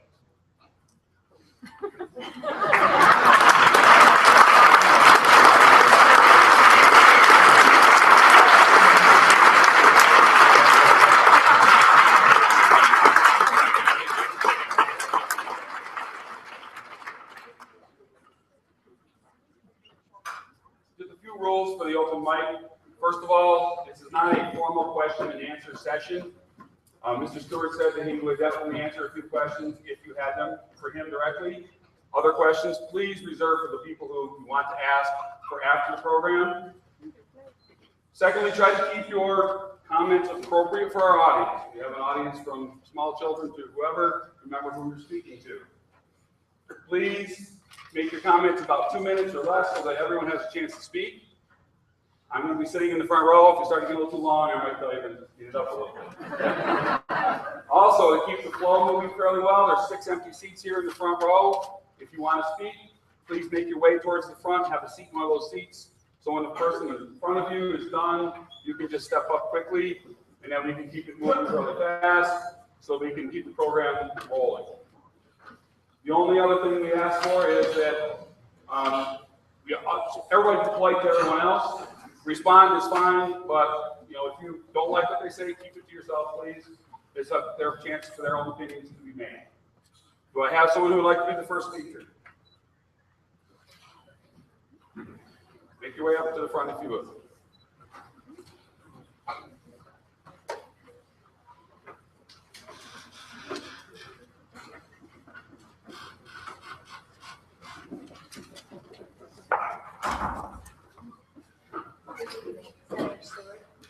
I've been an educator for 30 years. It's disheartening what is happening in education. It's obvious we have lost what's most important, and that's educating the whole child. The focus on the test and its high stakes, the increase of mandates, and the lack of funding has forced school districts to shave, cut, and restructure programs such as the arts. These programs are crucial to stimulating, enriching, nurturing, and developing the whole child. The new Common Core standards and the 21st century skills require children to become creative, critical thinkers that can collaborate and work well with others. The arts naturally engage our children in a higher order of thinking. Through the creative processes, our children are problem solving, developing ideas, designing, and creating products. Through critical analysis and critiquing strategies, our children are able to express themselves orally and through the written word. These are the experiences that school districts alter or eliminate due to the lack of time and money. If we are to become, once again, a country that leads and is in the forefront of innovation, we need to educate the whole child. We need to offer experiences to allow our children to be creative, critical thinkers who are not afraid to think outside the box. Thank you.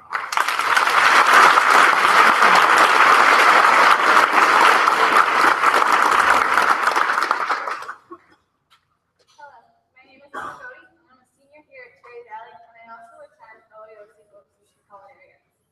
With the increasing lack of funding, not only will the programs at our schools suffer, but our occupational programs will suffer. The number of students who will be able to attend these programs will decrease, which in turn will hurt the funding for these programs even more. I have learned so much from having the opportunity to attend this program. I have learned that culinary is what I truly want to pursue. I have received business level certifications that would take a couple of years to receive out of college. I have also learned the value of my hard work. The program gives us the chance to experience different career lines. It also allows us to find who we want to be.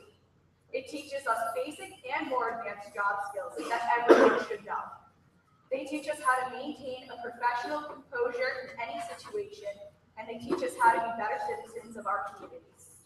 So I want you all to think about this. If the number of students who can attend these programs become limited, how many students will lose the chance to learn good work ethic? How many students will lose the opportunity to jumpstart their future? And how many students will never get the chance to see how much potential they have to learn so many skills that will help them with a brighter future?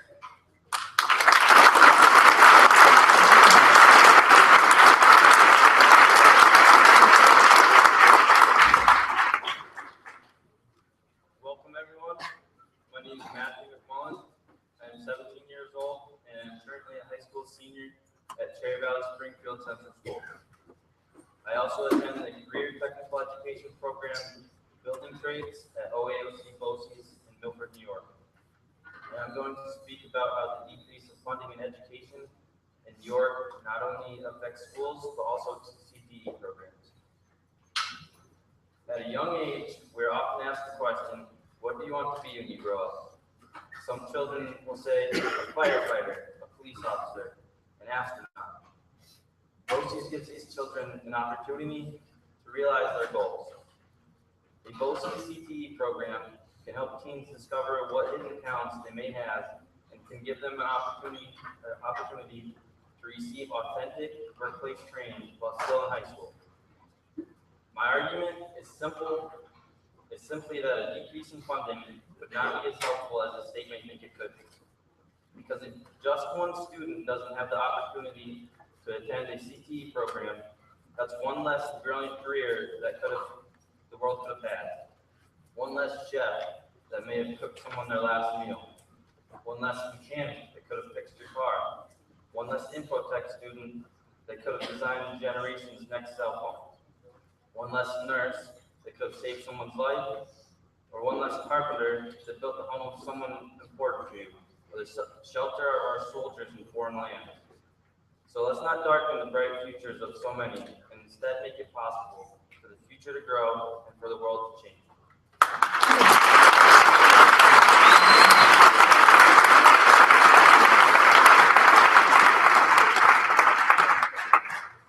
Hello everyone, I'm Wade Blanchard. I am privileged to be a science teacher here at Valley-Springfield Sunday School, and I'd like to talk to you about charter schools.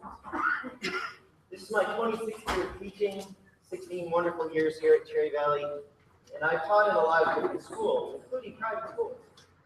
So when charter schools came up, I actually thought there was no big deal. To be honest with you, I thought it was just another type of private school. Then I took a look at them a little bit closer. These aren't schools, they're businesses. And they're businesses that are run with your tax dollars. And like a good business, they're looking for a good opportunity to grow, to develop a new place. And under one proposal, that might be made easier through aiding it from the state, providing state aid for the building of these charter schools. And up here, I thought up here, being up here in upstate New York, this is not really a big deal for us because most of the charter schools are in the big cities. But when you look at it from a business perspective, man, it's cheap here. And if we aid it, it becomes even cheaper. So let's say for argument's sake, we put a school in Milford, charter school in Milford. The maximum distance you can bus a student in New York State is 50 miles. In Milford, they would be able to pull from just about every school district in Otsego County. And that transportation would be provided by the local school district. That's your tax money. They would provide the transportation to take the student to that charter school. When that student goes to a charter school, they take up to $9,000 of state aid with them. So let's say for argument's sake, 10 kids from Cherry Valley go to a charter school, this charter school we're going to build in Milford. That's $90,000. That's a teacher for 10 kids. Charter schools are not required to live by the same rules that we are required to live by. They get to pick their students. So if those students that we send to this charter school in Milford are a disciplinary problem, are diagnosed with a learning disability, just the charter decides they generally can't meet the needs of that student, they can return that student to the local school district. But the money doesn't go with it. The money stays with the charter. All right? The charter is also not required to live by the same rules in terms of reserve fund. Our school gets to roughly keep about 4% of its operating budget as a reserve fund. Now, earlier this month, 30-odd charter schools in New York City closed their doors and shipped their students up to Albany for a rally at the cost of $50,000, again, of your taxpayer money. At the same time, they were sitting on a combined reserve fund of $250 million. We do not need to increase the number of charter schools, which incidentally, the governor wants to go from 460 to 560, and we aren't even meeting the 460 now. We don't even have 460 charter schools in New York State today. We don't need to increase that number. What we need is more transparency, and what we need is for these charter schools to live by the same rules that we have.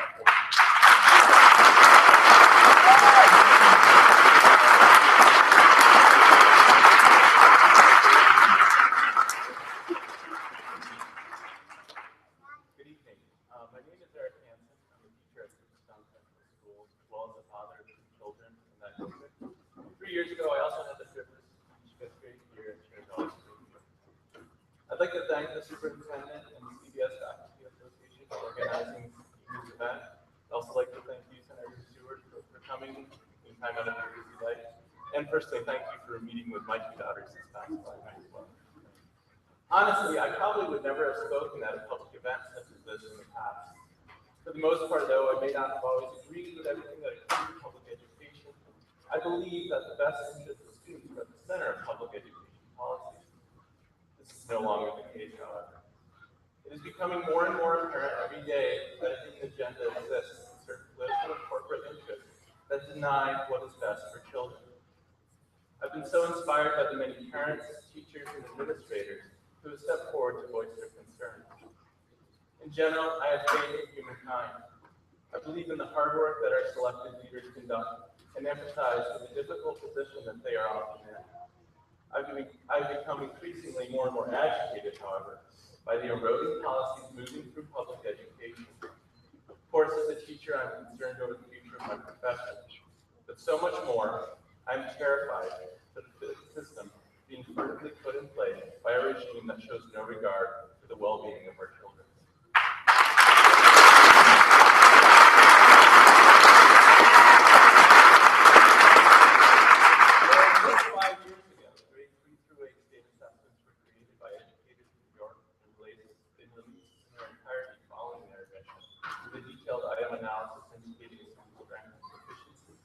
We now receive a vague number, a data point, from tests created by a large corporation, Pearson, that does little to nothing to improve student instruction. The value-added model used by the New York State Education Department to determine a student's growth score, as well as the teacher's growth score, is not available for public review. And even the American Statistical Association has recommended that value-added models have significant limitations and should not be used for high-stakes purposes for students, teachers, or schools. As many have stated, the current New York State grade 3 through 8 ELA and math assessments are critically flawed. I believe that true accountability exists not in a corporate-created test that is quarantined in public eyes due to copyright privileges and profit motivations.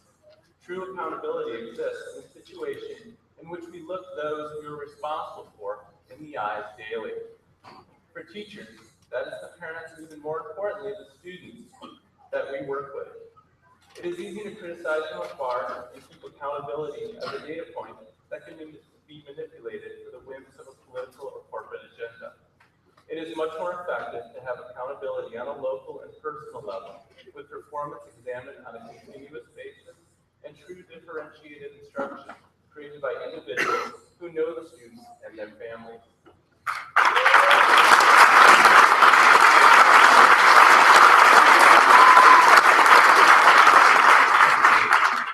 These past 2 months have opened my eyes to how blindly I have recently been moving through my profession, losing sight of what should always be at the center. What is best for the education of children? We may not all agree on every policy or political position that exists in our country, nor should we. That is what makes democracy great. But I think we all agree that the children of our communities are our country's future. They deserve the best education that can be provided. Our children need a complete, well-rounded education to prepare them for a multitude of scenarios that await them. Our children need us to begin examining more closely what motivations exist behind plans and policies concerning education. Our children need us to start questioning private interests infiltrating public education. Our children need us to fight against policies that are in opposition to the true and complete education of children. And most essential of all, our children need all decisions made in this state and then in this nation concerning education to have their best interests in mind.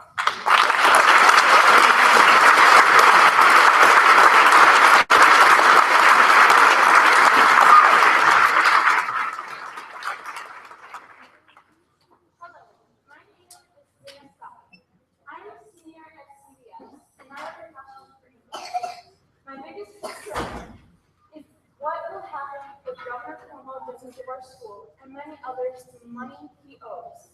It would be devastating to the community to lose this school. In a forced merger or centralized high school, I would be crushed because I want younger students to experience what great teachers we have. The English teachers I have had over the years have helped me excel in a subject I once hated but now truly love.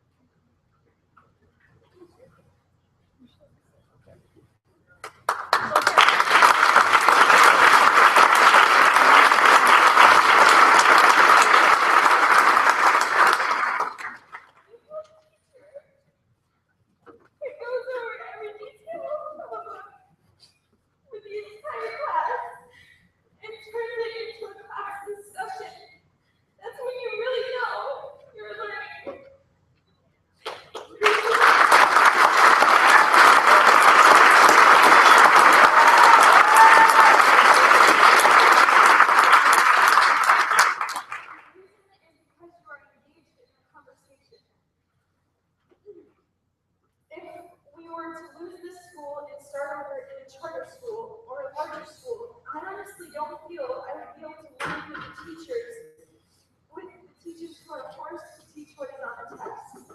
I would rather learn other accepted subjects that are here at CBS and be in a class where I am only taught what is on the test and be used as a test score.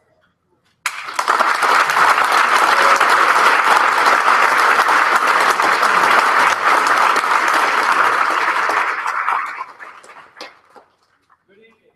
I think most of you know me, but I'm Greg Lowry. I'm a school board member here at Valley-Springfield. I'm also a parent. And I've got one thing to say. Please go tell our governor this. Keep in mind, our children are our future. And our schools are our future. So please stop messing with our kids' future.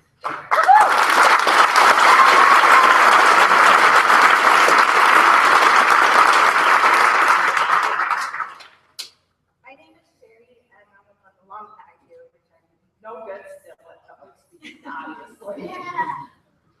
I had no intention of coming up here tonight, but listening to everybody, I felt it was important for me to say my need. I cannot test, I still cannot test.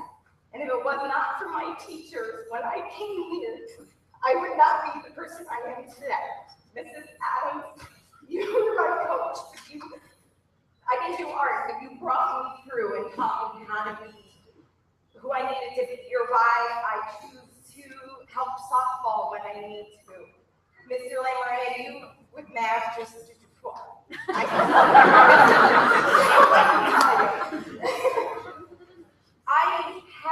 I was stationed in Latham, New York when I was in the military for 8 years.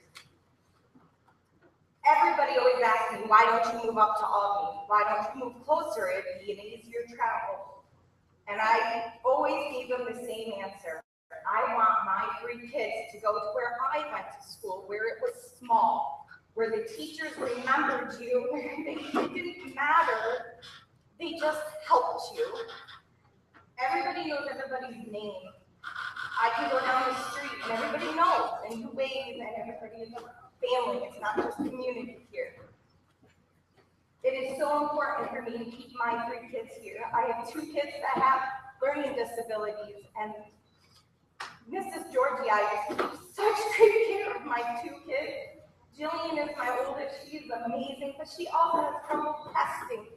And when she gets her tests back from last year, she cried for days because she didn't get a high score when she has a 93 average. What does that tell you? How can she have a 93 grade point average in class, but get a tier level 1?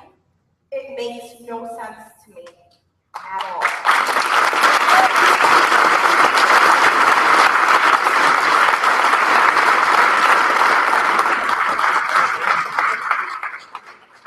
We have another speaker, but I don't think she can reach the mic, so she must stand.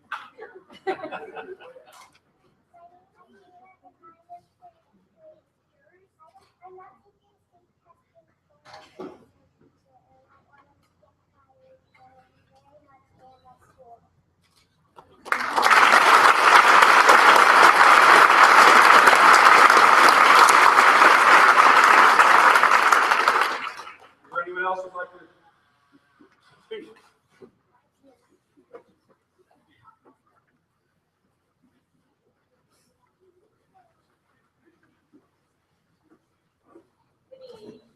My name is Renee LaFont.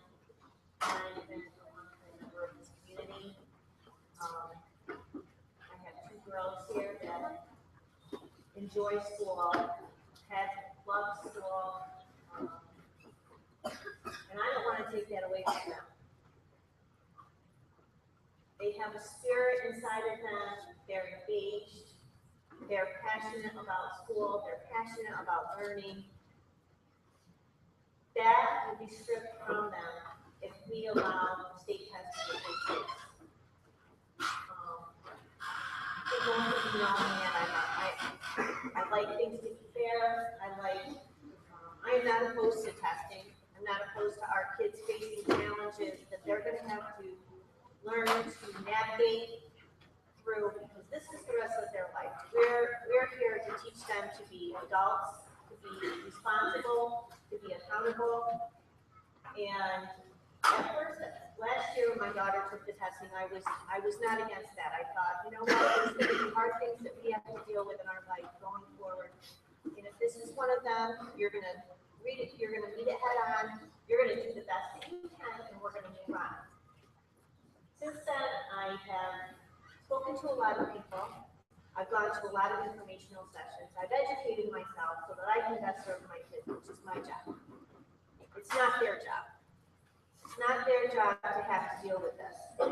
It's not their job to be afraid that if they don't do well in a test, that it's going to hurt their teacher, who I don't know any of us in this room that can stand here and say that they didn't respect and love their teachers, especially in the elementary and middle school grades.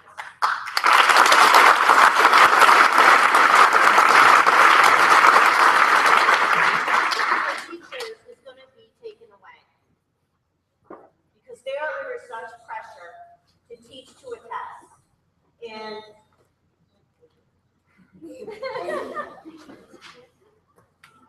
I don't believe in my heart that the lower grades are safe or the higher grades are any safer. And I believe strongly that this is only the beginning with math and English language arts. This is going to transfer into science, into social studies. Our kids are going to be tested for a month straight, probably more than that, for hours at a time, to come through it, demoralized, exhausted, mentally damaged from the stress of having to take a test, that they're afraid that if they don't do well on, either their school is going to close or their teacher is no longer going to be there when they show up in the fall, and it's going to be their fault.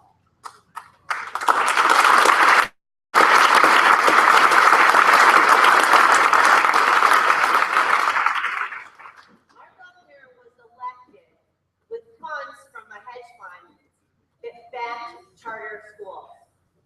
Now it's time for the governor to pay them back. And he's going to do that to set up these tests that we will fail. He is setting up our schools to fail so that charter schools can come in and locally we will have no control over what takes place with our kids, who the teachers are, and how the experiences of our children's lives are shaped. We as a community need to stand together. We need to stand up and make a stand against the test for now. I do believe that needs to be state testing. I do believe our children need to be challenged because we live in a challenging world that is ever changing and more competitive. This is not the way, however, at this point in time. And the only way that we can make a change is if we stand up, stand together, stand proud as a community, and opt out of this year's testing.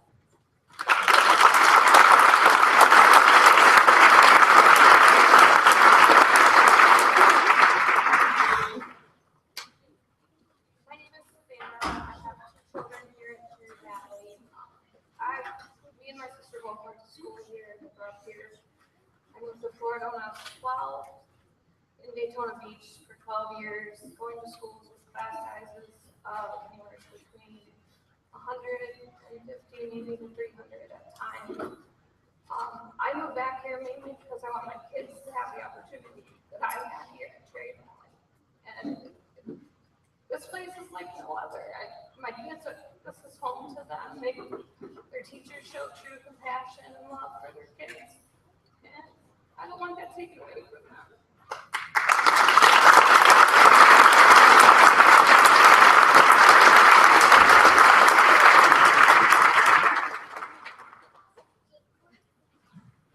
Is there a mic? I don't need a mic. I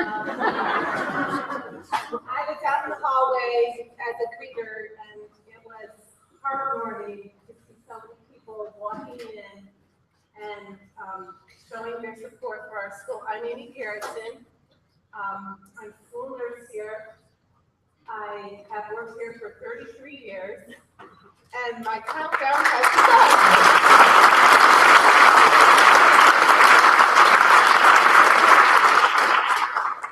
I've always been very proud to be a school nurse at Valley-Springfield. I started at here.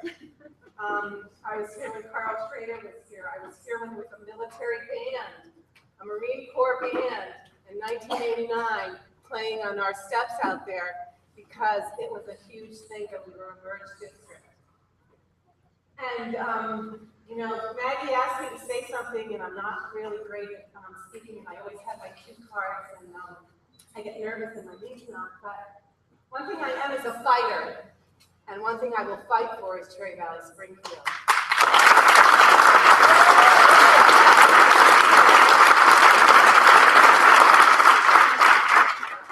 Everyone's speech with tears in my eyes and love in my heart. And when Debbie spoke, I cried, and when April spoke, I cried, and David, when you spoke, I was like, wow, you know, we have amazing kids here. And Olivia, I love you. You're a great speaker too. Olivia.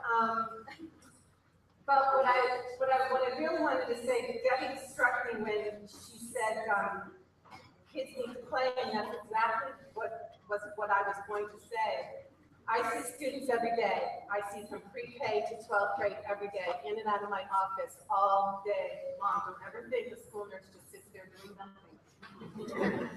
One of the things that I hear from kindergarten, first and second graders, and this has only been maybe the last 3, 4, 5 years, is I miss pre-K. And I'll say, well, why do you miss pre-K? I miss playing. And when you have a 5-year-old or a 6-year-old or a 7-year-old telling you that they miss playing when that's exactly what they're supposed to be doing, it breaks your heart. So to parents out there, your kids need to play. That's how they learn. That's how they grow.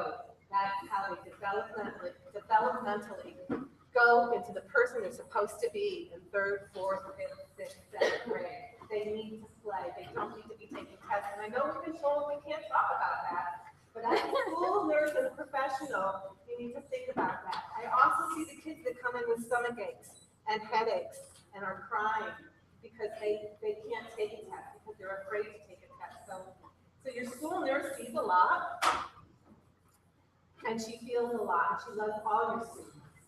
So you are parents. You have precious little commodities. They're beautiful children. Take care of them. And Mr. Cuomo, you know, I'm not sure, and I should know this. You know, when all this stuff started coming around in January, I started looking up what assemblymen were, what senators were, Senator Stewart, because I voted for you. and what Congress people are, and it got so confusing, and I thought, well, how many years does he have in office? Can you tell me that? Yeah. Right, but does he get just 3 more years, or does he get to run again after 4 years? There's no term limit? Well, who said over here that the people under 18 need to be good voters, and that you need to vote him out, okay?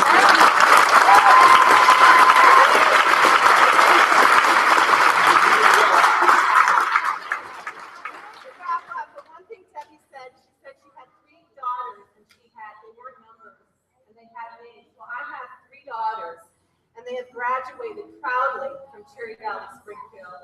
They're bright, they're beautiful. 2 of them have masters in education, are teaching, one at a college, one at a nearby Richfield Springs. And my 3rd daughter is graduating with their bachelor's. And their names are Celia, Bethany, and Mallory.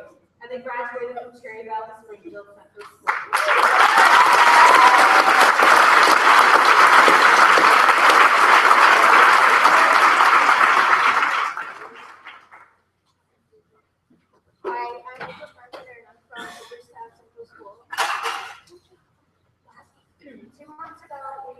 As I walked into my 10th grade English class, I wrote I saw on the board poetry essay, and I immediately knew I was going to write about. I was going to write about the unreasonable expectations that are put on today's teenagers in elementary school, and I wanted to read my poem. She's 9 years old, begging her mom not to make her go, acting like she's going to take an acid bath. but in reality, she doesn't know how to do the math. Social anxiety wrapped around her neck. Can't take the people, can't deal with the stress. Homework piles, second from the floor, already has too much, but the teachers give her more. Feeling isolated from the crowd, the college students put her down. Her friends are in the study hall while she's interacting, but she needs extra help with her best. Anti-bullying campaigns go on, but no one seems to do anything to sit on their phone. Diagnosed with a terrible disease, make sure to get your homework done by 3. Out of school for 15 days, has a week to get it all finished. Sits in a pool of stress in his brain, can't get it done, so the kid gets punished. This is what it's like in the USA. We go to school 7 hours a day, because there's nothing else, we can't take the heat, but without school, you end up on the street. You're going to the 90 and the final average, parents go nuts, treat you like a savage.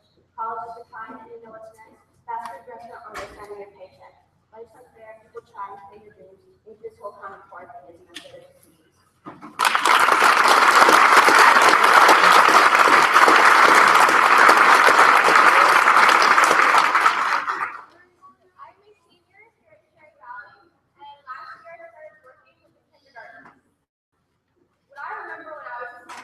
Was nap time, playing with toys, going to count to 100.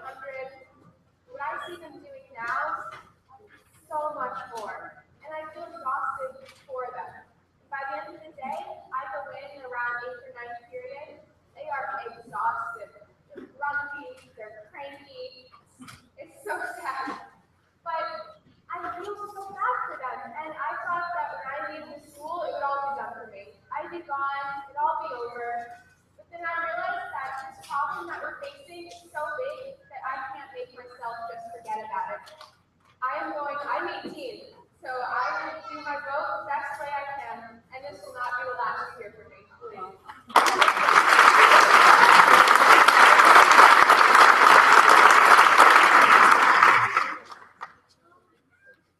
Hello, I am named Blake. I'm planning on speaking, and I'm not good at it. I am 16 years old. I've been going to Cherry Valley for my whole life now. And if there's one thing I know is how to take a test. And today, well, there's a lot of things that can affect the test. You know, it's not just, oh, did you study? Did you know on the subject? Like if your dog dies, you know, maybe that can, you just have to be in the right mental state to take the test. A lot of things can affect that. The dog died, you know, you can have a hot date with your girlfriend later. Bunch of different things. And if you judge someone on just one test score, you're not gonna find out who they really are. And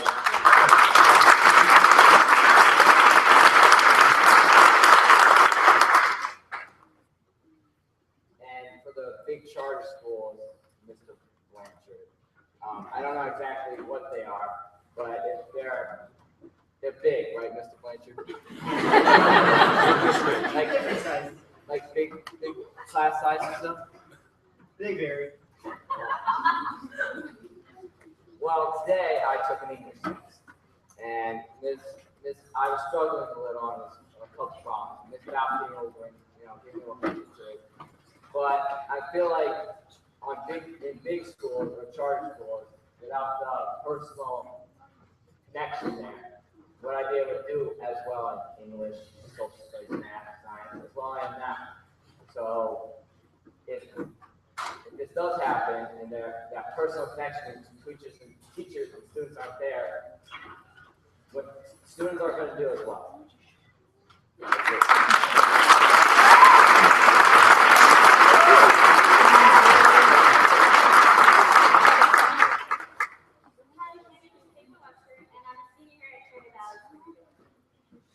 For all of my life, I have struggled with testing.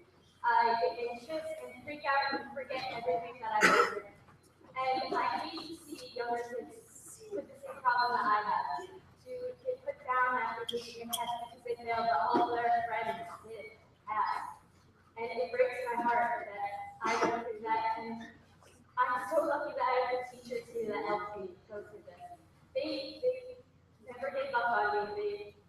They didn't care that I failed the test, but they knew that I was learning and they never gave up on me. And I'm so happy that I'm graduating from this school. And I'm so proud of my school, especially for doing this and accomplishing all that I've had. I'm so glad to be precious school.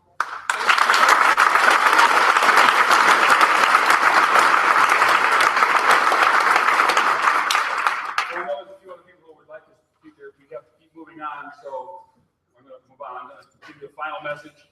For those of you who are wondering who the guy with the black shirt walking around is, I'm not a bouncer. I am actually Dave Lamray. I teach mathematics here, but I'm kind of a history buff. And a couple things that come to my mind from all the people that have spoken tonight, there's kind of a common word that we have not ever heard. It's called socialism. If you don't know what socialism is, it's when state controls everything you do. And can the state socialize education in New York? Do you think it's possible? Well, there's 3 steps needed to socialize education. The first step is the state controls what you teach. We have the core curriculum. They tell us what to teach. Step 1 is complete. Step 2, the state controls who teaches your children. If Mr. Cuomo, Governor Cuomo, gets his way, he would have control at the state level of all hiring and firing of teachers by using an invalid, unreliable test to make those decisions.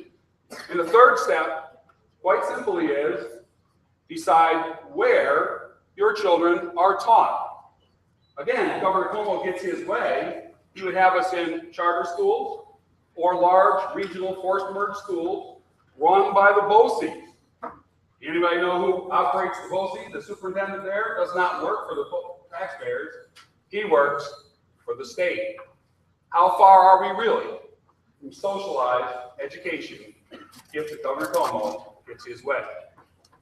For those of you who don't know me, I just retired from the military after 30 plus years in the U.S. Army.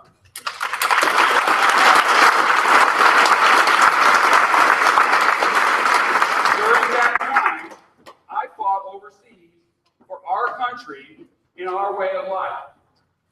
What I was not fighting for was socialism. I was fighting for democracy.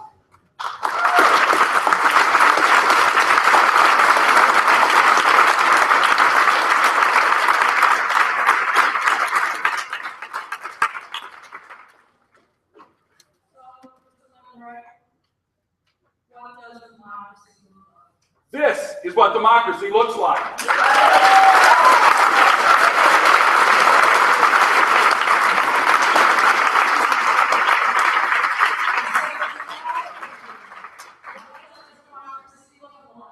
This is what democracy looks like.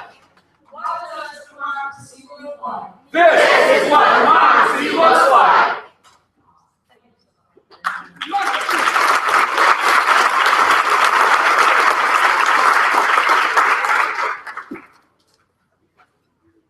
For those of you who do not know me, my name is Zach, and I have been the high school teacher here at Valley-Springfield for 26 years. If you know me, you know that if I had to decide between teaching and breathing, I would probably have to think about it, because I love what I do. When people ask me, how's it going, I say, I'm living the dream, and I mean it. It is my pleasure to introduce to you one of my students, Abby Wilson.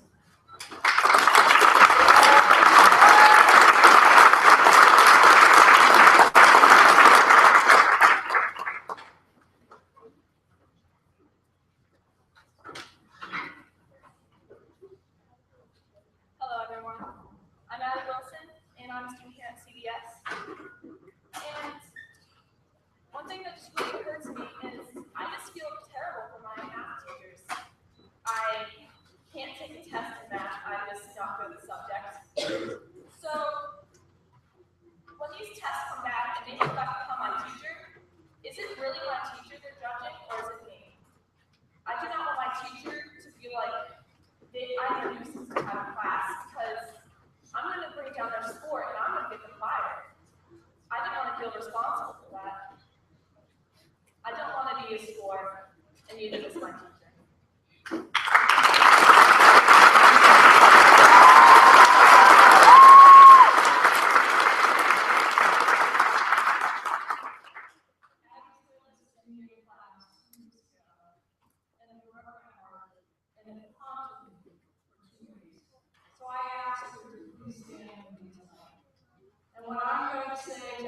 listen.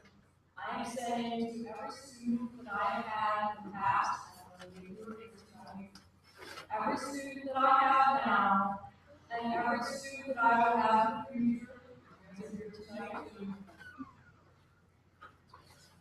Your teachers love what we do.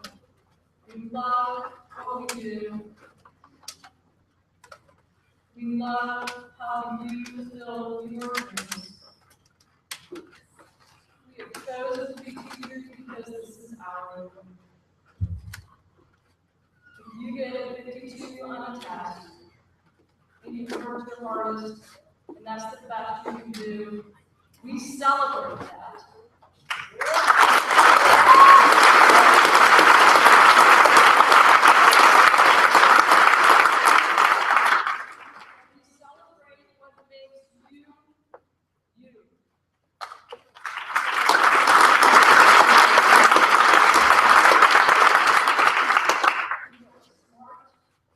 You are beautiful, you are exciting, you are courageous, you are truly an individual, and you are full of hopes and dreams. And you are not a test score.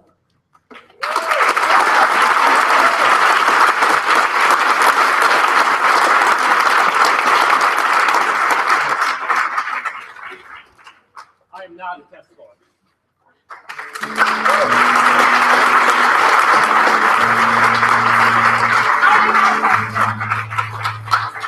not a test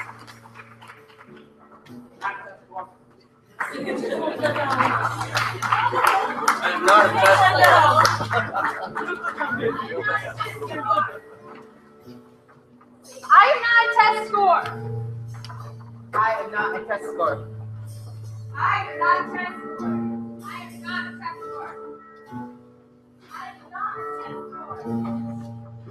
I am not a test score. I am not a test score. I am not a test score. I am not a test score.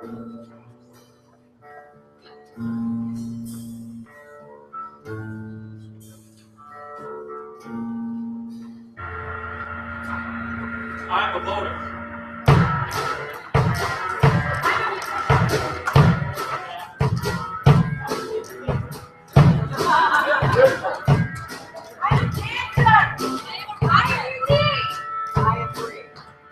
I am a werewolf. I'm a person.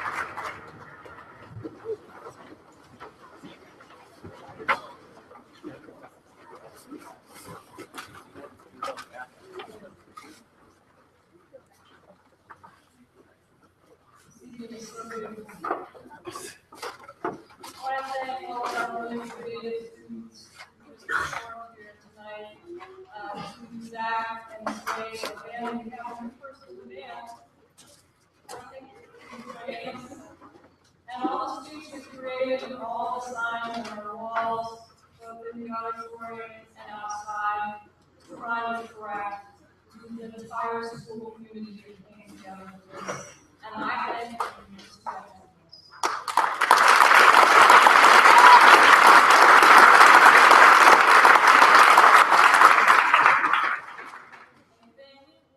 You're like 63% of the voters in New York State. You oppose what this man is trying to do. And you like thousands of people all across the state coming together in a grassroots movement, just like what we're experiencing tonight, and perhaps we want to do something about it. In your folders, there is a call to action, and I am asking you to take a moment this evening to fill out your postcard. You've heard lots of different concerns, from school funding to testing, to charter schools. Find the issues that can count to you and put those on that postcard and put your address in. We will mail them for you in the morning. Outside of your baskets, just throw your postcards in there, and we will make sure that the legislators hear from you. And there are other things on that list that you can do as well. But I think when you listen to what our students had to say tonight, especially against our students, we need to act for our school. We love it. We love this place. So, in a moment, we're going to have a performance by our junior high choir and some elementary guests. And they're going to do a performance of The Future Begins With Us, featuring Rebecca Phillips on the flute. While you're listening to that performance, please fill out your postcards.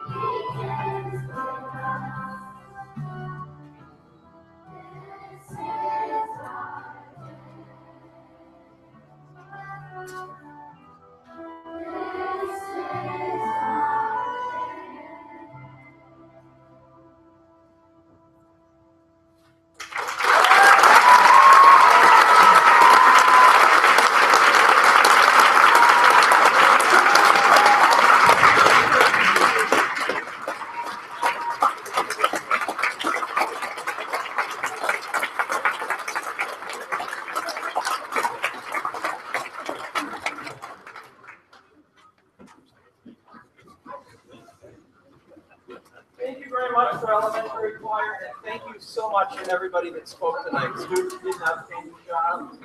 This wraps up our forum and rally. If you have any questions, please don't hesitate to email or call me at school. And again, what an outstanding evening seeing all your support. Thank you and have a good night.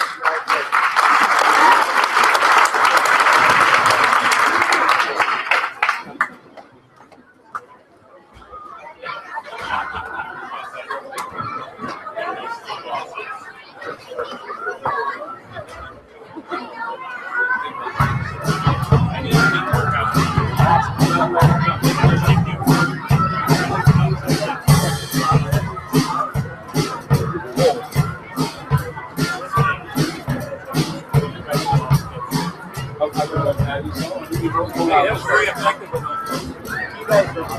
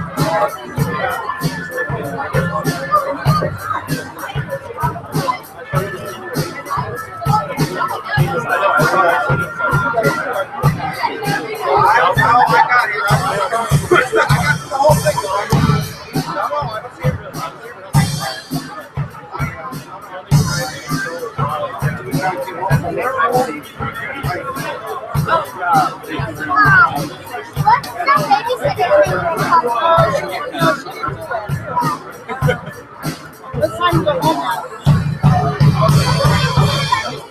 Yeah, we'll go to my house. I gotta get my clothes. Okay.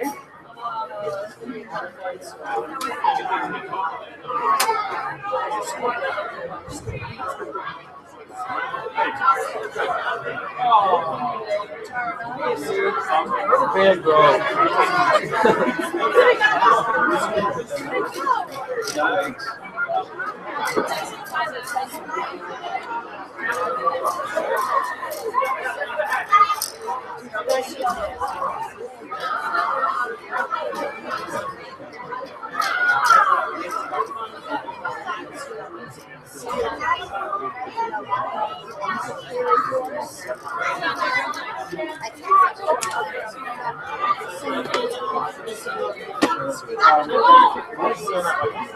Take it right.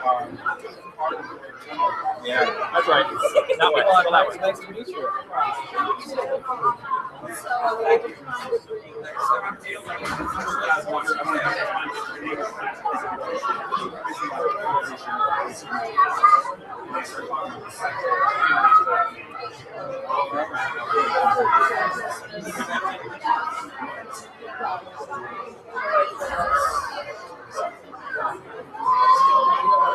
Well, shoot me an email and we'll see what I'm sharing it on the web.